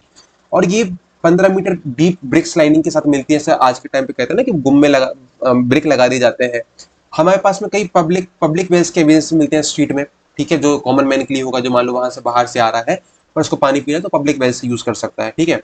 हड़प्पा में हमें कई कम वेल्स मिलती हैं, एज कम्पेयर टू मोहनजोदड़ो कम वेल मिलती है, बट यहाँ पे हमें रिजर्वायर्स मिलते हैं, ठीक है। हमें ढोलावीरा पता चलता है यहाँ पे कम वेल्स थी बट यहाँ पे वाटर रिजर्वायर का सिस्टम बहुत अच्छा था। यहाँ पे हम स्टेप वेल्स के बारे में मिलते हैं, जो हमने रानी की वाव के बारे में पढ़ा था, फिर से वो पॉइंट आता है। हमें ढोलावीरा में वो स्टेप वेल्स मिलती हैं, 16 स्टेप वेल्स मिलती हैं, मतलब स्टेप वेल्स वो रानी की वाव ऐसे करके 16 मिलती हैं, ऐसे एविडेंसेस मिलते हैं। फिर हम रेन वाटर हार्वेस्टिंग सिस्टम को कई जगह एविडेंस मिलते हैं। हमें सोक पिट्स भी मिलती हैं फॉर रिचार्जिंग ग्राउंड वाटर, मतलब उन्हें पता था कि पानी को रिचार्ज करने के लिए भी हमें सोक पिट्स बनाना पड़ता, जो एक्स्ट्रा वाटर था उसे पानी में डाल देते नीचे, और कई बार छोटे छोटे सोक पिट्स में भर के वो रखते थे वाटर को ग्राउंड, और यहाँ पे ग्राउंड वाटर को भी रिचार्ज करने की कोशिश करते थे। उनके पास में अच्छी नॉलेज थी कैसे अपने इन्वायरमेंट को मेंटेन करके चल पाए। अभी हमने पढ़ लिया ड्रिंकिंग वाटर फैसिलिटीज और कैसे उनके पास में साफ पानी आ रहा है। देखिए ये धोलावीरा की स्टेप वेल्स का एग्जांपल है, ये देखिए स्टेप्स हैं, ये वेल है। ऐसे कई सारे एग्जांपल मिले हैं हमें, ठीक है। अब देखते हैं आगे ड्रेनेज सिस्टम। ड्रेनेज सिस्टम के लिए तो आजकल आप बहुत तारीफ सुनते हैं कि भाई अपने भारत को भी ड्रेनेज सिस्टम इंडस वैली से फिर से सीखना चाहिए, कितना अच्छा ड्रेनेज सिस्टम था। ये देखिए government official planning to watch Mohenjodaro to learn better drainage system management Gurugram. अभी रिसेंटली आपने खास सुना होगा हमारे ORN ओल्ड राजेंद्र दिल्ली में कि lack of drainage system management के कारण कितना बड़ा एक इवेंट वो हादसा हो गया, जहाँ पे कोचिंग एक सुना होगा, शायद आप न्यूज़ में अपडेट्स देखे होंगे। तो कहीं ना कहीं जब हमारे पास में एक ड्रेनेज सिस्टम अच्छा होता है तो जो रेन वाटर है वो वॉश आउट हो पाता है। एक हमारा ड्रेनेज सिस्टम में, देखिए ड्रेनेज सिस्टम में भी सीवेज लाइन भी चलती है और जो हमारी ड्रेन लाइन रहती है वो भी रहती है। तो वो कैसे मैनेज किया हम इसमें समझने की कोशिश करेंगे, और हड़प्पा के पास वापस आते हैं। हड़प्पा सेटलमेंट के पास में बहुत अच्छा, हड़प्पा सेटलमेंट्स में बहुत अच्छा वेल प्लान ड्रेनेज सिस्टम था। इवन छोटे टाउन में भी बहुत अच्छा ड्रेनेज सिस्टम चल रहा था। हमें सीवेज पाइपलाइन और रेन वाटर ड्रेनेज सिस्टम अलग दिखते हैं। हमें पता चलता है रेन वाटर और सीवेज पाइपलाइंस अलग थी, मतलब उन्हें पता था कि अगर पानी गिरेगा तो कहाँ से निकलना चाहिए, और जो हमारा वेस्टेज वाटर है वो कहाँ से निकलना चाहिए, ठीक है, सेपरेट रखते थे। हमें कई पाइप्स मिलते हैं, आज के टाइम पे अंडरग्राउंड फिटिंग होती है घरों में, कि ऊपर से फिटिंग होके पाइप नीचे आता है। इस प्रकार से कई पाइप्स के एग्जांपल्स मिलते हैं जो वॉल्स के अंदर बनाए गए हैं, और उनकी ओपनिंग डायरेक्ट नीचे जो स्ट्रीट में ड्रेन्स की लाइन है वहां होती थी, ठीक है, जो मतलब नाली है, नाली में ही जाके सीधे पाइप खुलता था। तो एक तरह से बाहर दीवार दिख रही है बट अंदर से पाइप आ रहा है, ठीक है। सिटीज के अंदर है पता चलता है ओवरग्राउंड और अंडरग्राउंड ड्रेनेज सिस्टम मिलता है, कि कहीं कहीं जगह पता चलता है कि उन्होंने ओवरग्राउंड भी दिया होगा। देखिए ओवरग्राउंड इसलिए भी दे सकते हैं कि बार बार साफ कर पाए उस चीज को, और अंडरग्राउंड भी ड्रेनेज मिलता है। हमें पता चलता है कि उसको कवर करके चलते थे स्टोन स्लैब्स एंड ब्रिक्स से, मतलब आज के टाइम पे भी जब आप किसी डिस्ट्रिक्ट लेवल पे देखेंगे, ध्यान से देखेंगे, फोटोज वगैरह में देखेंगे, तो जैसे नाली बनाई जाती है तो उस नाली को कुछ कुछ पत्थर से या फिर स्टोन से कवर कर दिया जाता है कि मक्खियां नहीं आए, जानवर मतलब इंसेक्ट्स ना आए, इस कारण से, और एक वाटर की वो कवर रहे प्रॉपर ड्रेनेज सिस्टम से। तो वो एविडेंसेस इंडस वैली में मिलते हैं, ठीक है। मैक्चुअल फेज में हमें मोहनजोदड़ो में बहुत अच्छा इंप्रेसिव ड्रेनेज सिस्टम मिलता है, ठीक है। हमें वेस्ट से ब्रिक्स मिलते हैं जो कि लाइन ब्रिक्स हैं, और हमें एल शेप ब्रिक्स मिलते हैं जो कि कॉर्नर्स ऑफ ड्रेन से मिलते हैं। देखिए ये जो है वेस्ट शेप ब्रिक्स, ये देखिए थोड़े से ऐसे कर करके बनाए गए ब्रिक्स हैं जिस कारण से गोलाई में आ जाए और हमारा ड्रेनेज सिस्टम प्रॉपर रहे, ठीक है। हमें जिप्सम और लैम्प का यूज दिख रहा है जहाँ पे ड्रेन को वाटर प्रूफिंग किया गया है। देखिए क्या है, नाली के नीचे वाला जो सरफेस होता है, जहाँ पे जैसे नाली है तो ये वाला जो सरफेस है जहाँ पे पानी बहेगा वो पानी नीचे सूख ना जाए, इसलिए उन्होंने यहाँ पे जिप्सम और लैम्प की भी कोटिंग करके रखी थी, इस कारण से पानी का बहाव बनता रहे। और यहाँ पे ग्रेविटी का यूज किया गया है। एक चीज और, कई कई जगह पे हमें सिरेमिक भी वर्ड दिखता है, सिरेमिक का यूज किया गया नाली पे, सिरेमिक का एज अ फिल्टर। सिरेमिक का यूज एज अ फिल्टर कैसे किया गया है कि जैसे सिरेमिक मतलब पॉटरीज को डिजाइन किया गया है छेद कर करके, कि उससे पानी निकल जाए और धीरे धीरे समय के हिसाब से हम जो उसमें अपना जो रेसिडुअल वेस्ट इकट्ठा हो जाता है उसको हम क्लीन कर पाए। हमें ऐसे भी एग्जाम्पल्स कई कई मिलते हैं। वो waste water also use for agriculture purpose, मतलब इनको वाटर रिसाइकिल का पैटर्न पता था कि कैसे हम इस वाटर का दूसरे रूप में यूज कर सकते हैं। तो हमें वाटर के बारे में देखिए, ये ड्रेनेज लाइन्स है, यहाँ पे ये एल कट के हमें पता चलते हैं, ब्रिक्स मिलते हैं, ये राउंड में मिल रहे हैं, क्या प्रॉपर बिल्कुल पैक है, ये देखिए ये प्रॉपर ड्रेनेज सिस्टम मिल रहा है, हर घर से नाली आ रही, इस प्रकार के हमें एडेंस मिलते हैं। और यहाँ पे भी देखिए आप, ये जो चीज़ है यहाँ पे उन्होंने इस चीज़ को फर्श को मेंटेन करके रखा था कि पानी का बहाव बना रहे। पानी नीचे जमीन सूखने लगेगी तो वो पानी बह नहीं पाएगा, आगे जाके वहीं पे इकट्ठा होने लगेगा। ये सब चीज़ ध्यान देते हुए उन्होंने सेटलमेंट बनाए थे। अब देखिए अब हम देखने लगेंगे कि हड़प्पा के घर कैसे थे। हड़प्पा सेटलमेंट्स में, नॉट ओनली हड़प्पा साइड, पूरी इंडस वैली सिविलाइजेशन के मैक्चुअल फेज में घर कैसे हुआ करते थे। अभी हम वर्ड बार बार हड़प्पन इसलिए यूज कर रहे हैं कि एक्चुअली हम इसको हड़प्पन सिविलाइजेशन के वर्ड से याद करें हैं। तो आप पूरे इंडस वैली के साइड में घर के स्ट्रक्चर्स कहते हैं उनके बारे में समझने की कोशिश करेंगे। हमें डिफरेंट प्रकार के साइजेस मिलते हैं घर में, तो ये साइजेस कहीं ना कहीं क्लास, डिवीजन ऑफ क्लास के बारे में बताते हैं। यहाँ पे हमें रूम्स मिलते हैं जो बीच में कोर्टयार्ड होता है, कोर्टयार्ड मतलब आंगन, ये देखिए सेंट्रल कोर्टयार्ड मतलब ये आंगन वाला एरिया होगा ये चीज, ठीक है। इसके बाद हमें डोरवेज मिलते हैं और विंडोज मिलती हैं जो कि साइड लेन्स में है, और बहुत ही कम ऐसे मिलते हैं जो कि मेन स्ट्रीट को खुलते हैं। मतलब जो विंडोज है सॉरी, विंडोज को ऐसे डिजाइन किया गया था कि वो मेन रोड वाले व्यक्ति को ना देखे। खिड़की में एक प्राइवेसी कंसर्न था भैया उनका भी।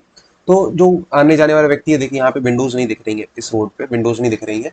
तो विंडोज कैसे बनाया गया था कि जो भी विंडो बनेगी वो बाहर वाले व्यक्ति को अंदर नहीं दिखना चाहिए, ठीक है। कई कई जगह मिलता है, लोथल में एक्सेप्शन था। यहाँ पे हाँ एक चीज और, जो मेन गेट थे, डोरवेज हमेशा साइड में दिखते थे। जैसे ये मेन रोड है, ये मेन रोड है, ये घर बना है, ठीक है। तो हमें जो गेट मिलेगा ना वो ये मिलेगा गेट, ये वाला यहाँ पे गेट मिलेगा। अब जिसको घर से निकलना है पहले ऐसा आएगा, फिर ऐसे जाके फिर अपना जहाँ पे उसकी इच्छा है वैसा जाएगा। और जनरली क्या होता है आज के टाइप में, कैसे चलता है पैटर्न घर का, आज अपन ऐसे रहता है, हमारा घर ही का गेट सामने होगा, हमें खिड़की भी रोड पे दिखने लगती है। बट इनके साथ उल्टा था, यहाँ पे क्या करते थे, ये जैसे रोड है, ये घर बनाया तो इन्होंने प्राइवेसी के कारण इतना सा स्पेस बचा के रखते थे। तो जो उनका गेट था वो गेट यहाँ पे रहता था, इस जगह पे गेट रहता था, यहाँ से बाहर निकला व्यक्ति ऐसे गया, फिर जहाँ पे उसको डायरेक्शन में जाना जाएगा। इस वाले फ्रंट पे, रोड के फ्रंट पे गेट और विंडोज के एविडेंसेस बहुत कम मिलते हैं। हाँ एक एक्सेप्शन है, लोहतल में हमें मेन रोड पे भी गेट मिलते हैं, मेन स्ट्रीट के पास में gate, door opening towards the main street, ठीक है। हमें विंडो में शटर्स भी मिलती हैं जहाँ पे वुड्स और रेड की मैटिंग लगाई जाती है। देखिए हो सकता है पर्दा, पर्दे के रूप में उसको यूज किया जाता होगा, तो हमें उसके एविडेंसेस मिलते हैं कहीं ना कहीं। हमें कई प्रकार के स्टेयर्स मिलते हैं जिससे हम कह सकते हैं कि भाई सेकंड स्टोरी बिल्डिंग भी हुआ करती होगी, मतलब उनके पास में डबल लेयर स्टोरी का फ्रेमिंग भी होगा बिल्डिंग में, मान सकते हैं। हमें मोहनजोदारो और कई जगह पे ऐसे एविडेंस मिले हैं जहाँ पे 2 स्टोरी हाई बिल्डिंग है, और थिकनेस के कारण, मतलब जो नीचे के घर की पहली बिल्डिंग की नींव है, फर्स्ट फ्लोर की जो नींव है, ग्राउंड फ्लोर की नींव है, उसकी थिकनेस के कारण कह सकते हैं कि यहाँ पे सेकंड फ्लोर भी होती होगी। Floors were used to made of hard packed earth, मतलब अच्छे से बनाया जाता था मिट्टी के साथ में। समटाइम उसको सेंट के साथ कवर भी किया जाता है, एक तरह से छाप कहते हैं ना, पुटीन टाइप का किया जाता होगा। रूफ बनाई जाती है वुडन वुडन बीम से बनाई जाती होगी, और उसको रीड्स और पैक्ड क्ले, मतलब रीड्स को पहले लेयर करके फिर उसको मिट्टी के साथ बना के छोटा सा एक कवर करते होंगे, लेंटर टाइप का अपन कह सकते हो। हमें कई प्रकार के छोटे घर भी मिलते हैं जो कि बड़े बड़े घर से जुड़े रहते थे। छोटे घर जो बड़े घर से जुड़े रहते, तो हो सकता है ये जो सर्विस ग्रुप्स उनके लिए क्वार्टर बनाए गए होंगे अलग से, ठीक है। हमें कई प्रकार की रेनोवेशन एक्टिविटीज मिलती है कि बार बार तोड़ फोड़ करके उन्होंने अपने घर को और अच्छा बनाने के लिए कोशिश करी गई है। हमें बहुत सेपरेट, बहुत अच्छे से पता चलता है कि टॉयलेट्स और बाथिंग एरिया सेपरेट मिलता है। ये बहुत अच्छा एग्जांपल है कि टॉयलेट और बाथिंग एरिया सेपरेट है। हमारे पास में बाथिंग एरिया में पता चलता है कि भाई वहाँ पे एक छोटी सी वेल भी बनाई गई है पानी भरने के लिए। बाथिंग प्लेटफॉर्म पे हमें ड्रेन भी मिलती है जो कि कमरे के साइड से निकल जाती है, तो जो ड्रेन का आउटलेट है वो भी बाथिंग प्लेटफॉर्म के पास में मिलता है। इस प्रकार से उनके घर के एविडेंसेस हम समझने की कोशिश करी। अब जो घर में दीवारें बनती थी, ये इंग्लिश मॉडर्न स्टाइल से बनती है। देखिए ये जो आप घर के वॉल्स देख रहे हैं ना, और ये देखिए ये एक इंग्लिश बॉन्ड स्टाइल है। ये इंपॉर्टेंट है, आप समझ लीजिएगा, कई पेपर में आता है कि इंग्लिश बॉन्ड स्टाइल के घर के पैटर्न बनाए जाते थे। मतलब मैच्योर हब स्ट्रक्चर्स जनरली जो ब्रिक की साइज है, ये इंपॉर्टेंट है, ब्रिक की साइज के ऊपर क्वेश्चन आते हैं। और जो सिटीज की वॉल थी इस रेशियो में चलती थी, ठीक है। और ब्रिक्स का जो रेशियो था 1:2:4 था, रेशियो पे भी क्वेश्चन आ जाते हैं कभी कभी, तो हमें याद रखना पड़ेगा। हमें पता चलता है मड और मोटर्स का हमें, और सीमेंट के रूप में जिप्सम का ऐसा यूज किया जाता होगा सीमेंट जैसा बनाने के लिए, चिपकाने के लिए बीच में। देखिए ये चीज, देखिए ये, अगर आप ध्यान से समझ पा रहे हैं तो ये वाला पॉइंट बोल रहा हूँ, इससे दीवार में थोड़ी चिपके रहे वो ब्रिक्स, ठीक है। हम आगे देखते हैं टूल्स क्या क्या यूज करते थे और कैसे कैसे टूल्स में विकसित डेवलपमेंट होता है। हमें कई प्रकार के टूल्स मिलते हैं हड़प्पा में, जैसे, और उन टूल्स के कारण पता चलता है कि भाई कितनी यूनिफॉर्मिटी भी थी। अभी तक जैसे टूल्स पढ़ रहे थे हम, स्कूल में टूल्स पढ़ रहे थे तो पता चल रहा था अलग अलग जगह कई प्रकार के टूल्स चल रहे हैं, बट अब हमें टूल्स में यूनिफॉर्मिटी देखने लगती है, उनके डिजाइन में यूनिफॉर्मिटी देखने लगती है। हमें पता चलता है क्या क्या मटेरियल यूज करें, कॉपर का यूज करते हैं, ब्रॉन्ज यूज करते हैं, स्टोन टूल यूज करने लगते हैं, और जैसे flat axes, knives, spear head, arrow heads, daggers, knives, इस प्रकार से कई चीजें मिलती हैं। और हमें पता चलता है कि भाई ये मेटलर्जी में एक्सपर्ट थे। ये मेचुअल फेज वाले जो इंडस वैली सिविलाइजेशन के लोग थे, ये ब्रॉन्ज कास्टिंग करते थे और कॉपर का बहुत अच्छा यूज करते थे। ब्रॉन्ज कास्टिंग के बारे में एक बार और पढ़ेंगे आगे जाके, हम आर्ट एंड क्राफ्ट में पढ़ेंगे कि टेराकोटा, वो सॉरी, ब्रॉन्ज इमेजेस मिली है, ब्रॉन्ज के स्टेचू मिले हैं, डांसिंग गर्ल के बारे में समझेंगे। और इस एज को ही अपन ब्रॉन्ज एज भी कहते हैं क्योंकि यहाँ पे हमने ब्रॉन्ज का यूज करना शुरू किया। इसके पहले हम कॉपर यूज कर रहे थे, कॉपर हमारे पास में आ रहा था, और इंडस वैली को जो कॉपर मिल रहा था, रिवाइज करा दूं, इंडस वैली को कॉपर मिल रहा था हमारे खेतरी माइन से, और अफगानिस्तान साइड से इनके पास में टिन आ रहा था। इस कारण के इनके पास में गुड अवेलेबिलिटी ऑफ ब्रॉन्ज हो रही थी। ठीक है, तो ब्रॉन्ज बनाने की कोशिश करते हैं। ये देखिए टूल्स दिख रहे हैं, कई प्रकार के टूल्स हैं। आगे देखेंगे स्क्रिप्ट, हड़प्पा की स्क्रिप्ट। इसके ऊपर क्वेश्चन अगर आता है, शॉर्ट नोट आता है, तो आपके पास में सफिशिएंट मटेरियल हो, इसलिए मैंने कंटेंट अलग से डाला है। जब हम स्क्रिप्ट को एनालिसिस करते हैं तो पूरे इस फेज में एक कॉमननेस दिखती है स्क्रिप्ट की। हमने लास्ट वीडियो में देखा था अर्ली हड़प्पा के फेज में भी हमारे पास में कई स्क्रिप्ट के एविडेंसेस मिलते हैं, but in the form of picture. मतलब वो पिक्टोरल ग्लिफ्ट्स में हमें एग्जांपल मिलते हैं कि पोएट्री में कहीं ना कहीं उस चीज की थोड़ा सा डिजाइन बनाने की कोशिश करी होगी। तो हम कह सकते हैं कि धीरे धीरे करके वो ग्रेजुअल एवोल्यूशन ही हुआ है स्क्रिप्ट का। अब स्क्रिप्ट को पढ़ के देखेंगे क्या क्या चीज समझ में आ रही। पहली बात तो क्या है, स्क्रिप्ट को डिसाइफर नहीं कर गया है तो हम पढ़ नहीं सकते। ठीक है, अभी तक हम इसके पैटर्न को समझ नहीं पाए हैं। हम ये समझ पाए हैं कि इसका जो मैनर है लिखने का, ये बूस्टरपेडियन मैनर है। मतलब कैसा, पहले लेफ्ट टू राइट चलेगा, फिर नीचे आएंगे, फिर यहाँ से ऐसे चलेंगे, फिर नीचे आएंगे, फिर यहाँ से ऐसे चलेंगे, फिर नीचे आएंगे, फिर ऐसे ऐसे कर करके हमारे पैटर्न समझ में आता है कि इस टाइप के इन्होंने कुछ स्क्रिप्ट का पैटर्न बना के चला होगा। जैसे आज अपन करते हैं ना कि हमारा जो राइटिंग पैटर्न क्या रहता है, हम क्वेश्चन ऐसे लिखेंगे, फिर आगे पूरा पॉइंट लिखेंगे, तो इनका अलग था पैटर्न। ठीक है, हमें पता चलता है कि यहाँ पे डिफरेंट रीजन से इंटरेक्ट करते हैं तो कॉमन कल्चर दिखता है। सबसे बड़ी बात क्या है कि हम स्क्रिप्ट में यूनिफॉर्मिटी दिखती है। मतलब आप इंडस वैली के पूरे क्षेत्र विस्तार पे देखेंगे, जो लोगोस मिलते हैं, सिंबल्स मिलते हैं स्क्रिप्ट्स के, तो आपको पॉइंट पता चलेगा कि भाई यहाँ पे स्क्रिप्ट यूनिफॉर्म थी। ठीक है, यूनिफॉर्म स्क्रिप्ट यूज कर रहे हैं। स्क्रिप्ट पहले हमें इसके पहले कई कई सील से मिलती है, पॉटरी में मिलती है, कॉपर प्लेट से मिलती है, ब्रॉन्ज के इंप्लीमेंट से भी स्क्रिप्ट के एविडेंस मिलते हैं। ठीक है, और कई जगह हम जानते हैं कि भाई स्क्रिप्ट का अर्ली फेज में भी एविडेंस मिलता है। पोर्ट्रेस के मार्क्स मिलते हैं जो कि हमें पुराने अर्ली फेज से जोड़ते हैं। मतलब क्या कि हो सकता है जो पोर्ट्रीज बनाई गई हैं उसमें कई कई पे हमें छोटी छोटी से एविडेंस मिलते हैं, जहां पे हम क्या पाते हैं, देखिए there is evidence of graffiti on the pottery. मतलब क्या, हमें स्क्रिप्ट के थोड़े थोड़े से एविडेंसेस अर्ली फेज से समझ में आने लगे थे, वो एविडेंस से पोर्ट्री मिलते थे, और धीरे धीरे पता चलता है कि वो एविडेंसेस एक प्रॉपर स्क्रिप्ट रूप फॉर्म कर लेते हैं मैचुअल फेज तक आते आते। और अब जब प्रॉपर स्क्रिप्ट का रूप फॉर्म कर लेते हो, अब ये स्क्रिप्ट हमें सील्स में, हमें ब्रॉन्ज के टैबलेट्स में, हमें कॉपर टैबलेट्स में मिलने लगती है। ठीक है, अब देखिए ये स्क्रिप्ट, इस टाइप की स्क्रिप्ट थी, देख पा रहे होंगे शायद आप। ठीक है, अभी हमने रिसेंटली पढ़ा था ना कि हमें लार्जेस्ट स्टोन स्लैब मिला है, तो ये वही चीज है। ठीक है, धोलावीरा मिला है। अब आगे देखेंगे कि हाँ, अब देखिए मैंने आपसे एक चीज बताई थी कि इंडस वैली में रिसर्चेस कंटिन्यू चलते हैं। ठीक है, तो अभी इंडस की स्क्रिप्ट को लेकर नया इंटरप्रिटेशन आया है, चीजों का रिसर्च आई है कि इंडस स्क्रिप्ट को ड्रेविडियन से जोड़ा गया है, मतलब इंडिया की साउदर्न स्क्रिप्ट से कनेक्ट किया गया है। अब वो कनेक्ट कैसे किया गया, देखिए क्या है, यहाँ पे एक हमें ग्रिफ्टी मिली है, मतलब पोर्ट्री के छोटे छोटे ऑब्जेक्ट्स मिले हैं, टूटे हुए ऑब्जेक्ट्स मिले हैं, जहाँ पे हमें जो साइन मिले हैं, जैसे ये देखिए ये कुछ साइन है, इंडस की साइन दिख रहा है। ये जो साइन है ये खेदरी नाम की जगह है। ठीक है, तो यहाँ पे हमें कुछ वो क्या कहते हैं, ऐसे पोर्ट्री के एविडेंसेस मिले हैं। तो जिस कारण से पता चलता है कि ये जो साउथ में अपन को एविडेंस मिले हैं पोर्ट्री के, ये तो इंडस वैली के स्क्रिप्ट से मैच करते हैं। तो इस मैच करने के कारण कहीं ना कहीं ऑथर्स कनेक्ट कर रहे हैं इंडस पीपल विद द जो साउदर्न कल्चर है उसकी स्क्रिप्ट से कनेक्ट करने की कोशिश कर रहे हैं। इस प्रकार से यहाँ पे महादेवन जी के बारे में बात करते हैं, और ये आपके लिए इंपॉर्टेंट टॉपिक, मैंने देखा तो 2014 का टॉपिक है, ये 19 में भी बात करी गई है।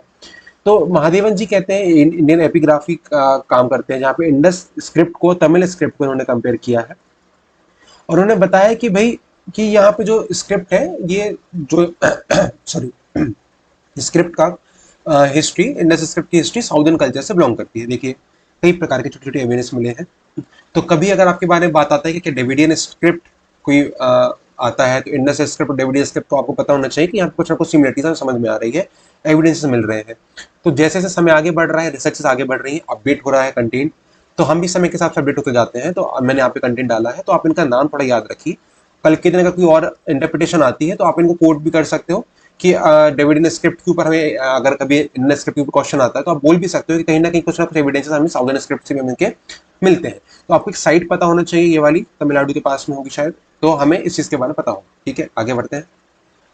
हम पढ़ेंगे वेट्स एंड मेजर्स के बारे में। मतलब पूरे इस फेज में हमें पॉइंट पता चलता है, हमें कॉमन वेट्स एंड मेजर्स मिलते हैं। कॉमन वेट्स एंड मेजर मतलब क्या, नापने तोलने के फिजिकल यूनिट्स पता चलती है, और हमें पता चलता है कि भाई कुछ यूनिट्स यूज करते थे और कैलकुलेशन चलते थे। तो हमें कई क्यूबिकल वेट्स मिलते हैं। देखिए ये कई क्यूबिकल वेट्स है, तराजू में रखते होंगे, तराजू टाइप ऑफ थिंग रखते होंगे कि भाई इतना वेट होगा, इतना वेट होगा, ऐसे करके।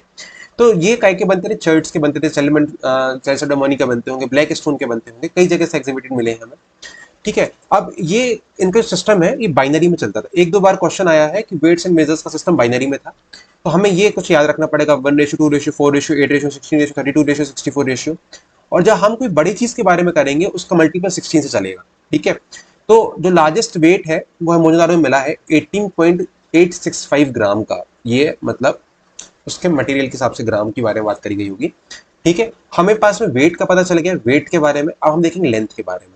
तो कुछ ना कुछ चीज नापने के लिए यूज करते होंगे। देखिए, आपने कुछ सोचा होगा कि अगर सामने वाला इतनी इंजीनियरिंग लगा रहा है, इतना अच्छा स्ट्रक्चर्स बना रहा है, तो कुछ ना कुछ तो वेट्स एंड मेजर्स का यूज किया होगा, कुछ ना कुछ तो मैथमेटिक्स यूज करी होगी। तो यहाँ पे हमें लेंथ के एग्जाम्पल मिलते हैं, जहाँ हमें पता चलता है कि मोहनजोदड़ो में एक आइवरी स्केल मिलता है, मतलब एक स्केल है जो आइवरी से बनाया गया है। ठीक है, तो लोथल में मिलता है। ठीक है, मोहनजोदड़ो में शेल स्केल मिलता है और लोथल में आइवरी स्केल मिलता है। लोथल में हमें आइवरी के एविडेंस मिलते थे। ठीक है, हमें पता चलता है कि ब्रॉन्ज की रॉड भी हमें कई कई जगह मिली है और कहीं कहीं पर टेराकोटा की भी रॉड मिलती है, कालीबंगन जैसी जगह में। तो अगर आपसे कभी पूछा जाता है साइंस एंड टेक के रूप में भी कि साइंस एंड टेक के रूप में डेवलपमेंट कैसा चल रहा था चीजों में, तो आप वेट्स एंड मेजर्स को भी मेंशन कर सकते हो। तो हम बहुत सारा मटेरियल पढ़ते जा रहे हैं, आगे भी हम चीजें पढ़ेंगे साइंस एंड टेक के बारे में अलग से थोड़ा सा। और फिर एक चीज हम देखेंगे ध्यान से, स्टैंडर्डाइजेशन चीजों में दिख रहा है। स्टैंडर्डाइजेशन मतलब क्या होता है कि भाई हमें एक लेवल ऑफ यूनिफॉर्मिटी भी दिखती है। हमने चीज माना कि डिफरेंसेस थे, बट लेवल ऑफ यूनिफॉर्मिटी जो है वो अलग बिल्कुल समझ में आ रही है चीजों में, कि भाई कुछ ना कुछ चीजें इकट्ठी चल रही हैं इंटरेक्शन के कारण। तो इस चीज को लेके जॉन मार्क केनवर कहते हैं that the state control may have been responsible for the high level of standardization in crafts that were considered to be value in the maintenance of social, economic and ritual order। ठीक है, मतलब क्या कि एक तरह से system होगा जिस कारण से स्टेशन पूरे एरिया में चल रहा होगा और कुछ ना कुछ एक तरीके से ये स्टेट कंट्रोल कर रही होगी। जैसे आज के टाइम पे आप कह रहे हो ना कि एक यूनिफॉर्मिटी ऑफ थिंग्स चल रही होगी। हमें जब पॉलिटिकल एस्पेक्ट पढ़ेंगे तो हम इसको फिर से डील करने की कोशिश करेंगे। तो यहाँ पे हमारा वैसे पार्ट 3 कंप्लीट होता है, हम इसको फिर से पूरा रिवाइज करेंगे एक बार, और रिवाइज करके हम देखेंगे चीजें क्या क्या हुई। अभी तक हमने ये जान लिया कि इंडस वैली के इस वाले विस्तार की बात हम कर रहे हैं जिसको हमने मैचुअल फेज बोला। ठीक है, मैचुअल फेज में हम जाने कि यही फेज हमारा सिविलाइज्ड फेज, सिविलाइजेशन फेज कहलाता है। ठीक है, दूसरी बात हमें जाने, इस फेज में हमने दो प्रकार की सिटीज को पढ़ा। पहली बात जानी कि यहाँ पे सिटीज थी और कई विलेजेस थी। सिटीज और विलेजेस में आपस में इंटरेक्शन होते थे, ये एक दूसरे पर डिपेंडेंट थे। ठीक है, ये फूड इनको देते थे और ये कई सर्विसेज इनको प्रोवाइड करते थे, कई एस्पेक्ट चल रहे थे चीजों के। हमने थोड़ा सा इसके बाद में ज्योग्राफिकल एस्पेक्ट समझा कि यहाँ पे दो तीन प्रकार के सेटलमेंट्स मिलते हैं, जो लार्ज थे, मीडियम साइज थे, फिर स्मॉल थे और बहुत छोटे भी सेटलमेंट्स दिखते हैं। ठीक है, फिर इसके बाद में हमने सेटलमेंट्स को भी दो प्रकार से समझने की कोशिश करी। एक सेटलमेंट्स को पढ़ा सेंटर के रूप में और एक प्रकार से हमने पढ़ के देखा है उनको जूम आउट करके कि उन सेटलमेंट्स में फीचर्स क्या क्या थे, जनरल फीचर्स के रूप में। जब हमने सेंटर्स के रूप फोकस पढ़ा तो हमने मोहनजोदड़ो के बारे में देखा, हमने लोहातल के बारे में देखा, हमने हड़प्पा के बारे में देखा। और जब हमने फीचर सेंटर देखा तो हमने वाटर मैनेजमेंट के बारे में देखा, हमने टाउन प्लानिंग के बारे में देखा। टाउन प्लानिंग में भी हमने ये देखा कि भाई यहाँ पे यूनिटी तो थी टाउन प्लानिंग में, बट यूनिटी विद डिफरेंशिएशन भी था, रीजनल रीजनल डिफरेंशिएशन भी था। रीजनल डिफरेंसेस क्या थे कि यहाँ पे हमें पता चलता था कि भाई कई प्रकार की चीजें, कहीं पे सिटाडेल है, कहीं पे सिटाडेल नहीं है, कहीं पे फोर्टिफिकेशन है, कहीं पे फोर्टिफिकेशन नहीं, ऐसे कई एग्जांपल्स हमें मिलते हैं। और ये जो रीजनल वेरिएशंस थे ये ज्योग्राफी के कारण भी आता है। तो हम थोड़ा सा इसको और एनालिसिस करेंगे तो पता चलेगा कि भाई हर व्यक्ति अपनी जरूरत, अपनी ज्योग्राफी के हिसाब से अपने सेटलमेंट को बनाया था। ठीक है, सेटलमेंट के बाद में हमने आगे देखा कि स्क्रिप्ट कैसे बढ़ती है, स्क्रिप्ट को हमने किस पैटर्न में लिखा जाता है हमने ये समझने की कोशिश करी। स्क्रिप्ट को भी डिसाइफर नहीं किया गया है और साथ साथ में स्क्रिप्ट का पाया गया इंस्क्रिप्शन जो हमने पढ़ा, बड़ा स्लैब में मिला है हमें, उसके बारे में जाना। और स्क्रिप्ट को कैसे इंडिया के डेविडियन कल्चर से जोड़ने की कोशिश करी गई इसके बारे में समझा। स्क्रिप्ट के बारे में हमने हाउसिंग पैटर्न के बारे में समझा था कि इनका हाउसिंग पैटर्न कैसा था। हाउसिंग पैटर्न के पहले हमने वाटर मैनेजमेंट के बारे में समझने की कोशिश करी थी कि भाई देयर आर वाटर मैनेजमेंट में दो चीजें देखी। एक देखा था वाटर मैनेजमेंट, जहां पे हम साफ पानी का कैसे यूज कर रहे हैं, रेन वाटर का कैसे यूज कर रहे हैं, हाइजीन के लिए कैसे यूज कर रहे हैं। दूसरा हमने देखा था कि ड्रेनेज सिस्टम कैसे यूज कर रहे हैं। और फिर इसके बाद में हमने एक चीज को समझने की कोशिश करी कि भाई अब इस पूरी क्लास को अगर हम एक और चीज से समझने की कोशिश करें तो हमें ये पॉइंट समझ में आता है कि भाई इस एरिया के विस्तार में, पूरे भारत के वेस्टर्न वाले क्षेत्र है यहाँ के विस्तार में दो प्रकार की चीजें चल रही हैं अर्ली फेज में। अर्ली फेज में यहाँ पे सेटलमेंट्स तो बन रहे हैं, वही सेटलमेंट छोटे छोटे सेटलमेंट्स जो अर्ली में थे, धीरे धीरे ट्रांजिशन एरा से होते हुए मैचुअल फेज में आ गए। और मैचुअल फेज में भी वो अपनी रीजनल वेरिएशंस को नहीं भूले। रीजनल वेरिएशंस थी और ये रीजनल वेरिएशन ज्योग्राफी के कारण भी हो सकती है, रिसोर्सेज ज्योग्राफी के अकॉर्डिंग मिल रहे थे, इस कारण से भी इम्पैक्ट पड़ रहा था उनके ऊपर कि मतलब कहीं पे पानी ज्यादा था, कहीं पानी कम था, इस कारण से उनकी दिनचर्या, उनकी जीवनचर्या, उनके सेटलमेंट पैटर्न डिफरेंसेस थे, और उन्हीं एविडेंसेस के कारण हम इनको रीजनल वेरिएशंस के साथ में भी देखते हैं। तो जब हम इन पॉइंट्स को पढ़ेंगे तो हमें बस ये याद रखना पड़ेगा, मैक्सवेल फेज यूनिफॉर्म तो था, बट यूनिफॉर्म के साथ में हमारे पास में वेरिएशंस भी मिलती हैं। जब हम बहुत ध्यान से एक साइड को पढ़ेंगे तो वेरिएशन वाली साइड से देखती हैं, उन वेरिएशंस को भी याद रखना पड़ेगा कि भाई यूनिट एंड डाइवर्सिटी का पॉइंट अभी भी चल रहा है जो अर्ली फेज में था। इसके बाद में हम देखेंगे चीजें कि हमने वेट्स एंड मेजर्स के बारे में भी देखा था, हमने स्टैंडर्डाइजेशन देखा था कि कैसे स्टैंडर्डाइजेशन चल रहा है, वेट्स एंड मेजर्स और लेंथ के बारे में हमने देखा। ऐसे करके हमने इस पूरी क्लास को कंक्लूड किया। अब हम नेक्स्ट क्लास में अपना आगे का टॉपिक देखेंगे, क्या पढ़ेंगे। तो आज हमने अपनी क्लास को कंक्लूड करते हैं यहाँ पे, और हम देखें क्या क्या आज हमने पढ़ लिया। तो आज हमारा जो थर्ड पार्ट था, थर्ड पार्ट में हमने मैच्योर अपन फेस के बारे में समझा, टाइमलाइन कैसी है, ठीक है। फिर उसके बाद हमने साइट्स को देखा सेंटर्स के रूप में, फिर उसके साइट्स को जूम आउट करके जनरल फीचर्स के रूप में देखने की कोशिश करी। जनरल फीचर्स में हमने कई प्रकार के एस्पेक्ट्स पढ़े, उन एस्पेक्ट्स के बारे में देखा, वाटर मैनेजमेंट हो जाता है, स्क्रिप्ट हो जाता है, टूल्स हो जाता है, ऐसे कई कई चीज़ों के बारे में पढ़ा। अब हम जो अपना नेक्स्ट पार्ट पढ़ेंगे वो है part fourth. Part fourth deal करता है कैसे इन्वायरमेंट चल रहा था मैक्सवेल फेज में, कैसे क्लाइमेटिक कंडीशन थी जिस कारण से लोगों के सेटलमेंट्स में भी डिफरेंसेस आ रहे थे। अब हम अपने एनालिसिस को और डेप्थ में लेके जाएंगे। हम जब इन्वायरमेंट पढ़ लेंगे तो हमें पता चलने लगेगा कि क्यों उनके इन्वायरमेंट के कारण के सेटलमेंट्स अलग थे, क्यों पर्टिकुलर लोथल में डॉकयार्ड बना था, क्यों पर्टिकुलर यहाँ पे पानी की कमी थी, इस कारण से चीजें ऐसे चल रही। तो हमें इन्वायरमेंट के बारे में समझ में आएगा। इन्वायरमेंट के बाद में हम देखेंगे भाई इनकी डाइवर्सिटी कैसी चल रही थी, खाने पीने वो सॉरी सब्सटेंसेस में कैसे अंतर था चीजों में, वो समझेंगे। पॉलिटिकल स्ट्रक्चर के बारे में समझेंगे कि भाई जो ऊपर रह रहे हैं स्टार्टिंग वो कौन थे, और जो नीचे रह रहे हैं वो कौन थे, उन पे थ्योरीज क्या क्या है।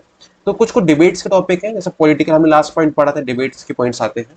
हम रिलीजियस और बरियल प्रैक्टिसेस को देखेंगे, फिफ्थ पार्ट में देखने की कोशिश करते हैं, बरियल और रिलीजियस प्रैक्टिसेस और ट्रेड, दोनों इंपॉर्टेंट एस्पेक्ट्स हैं।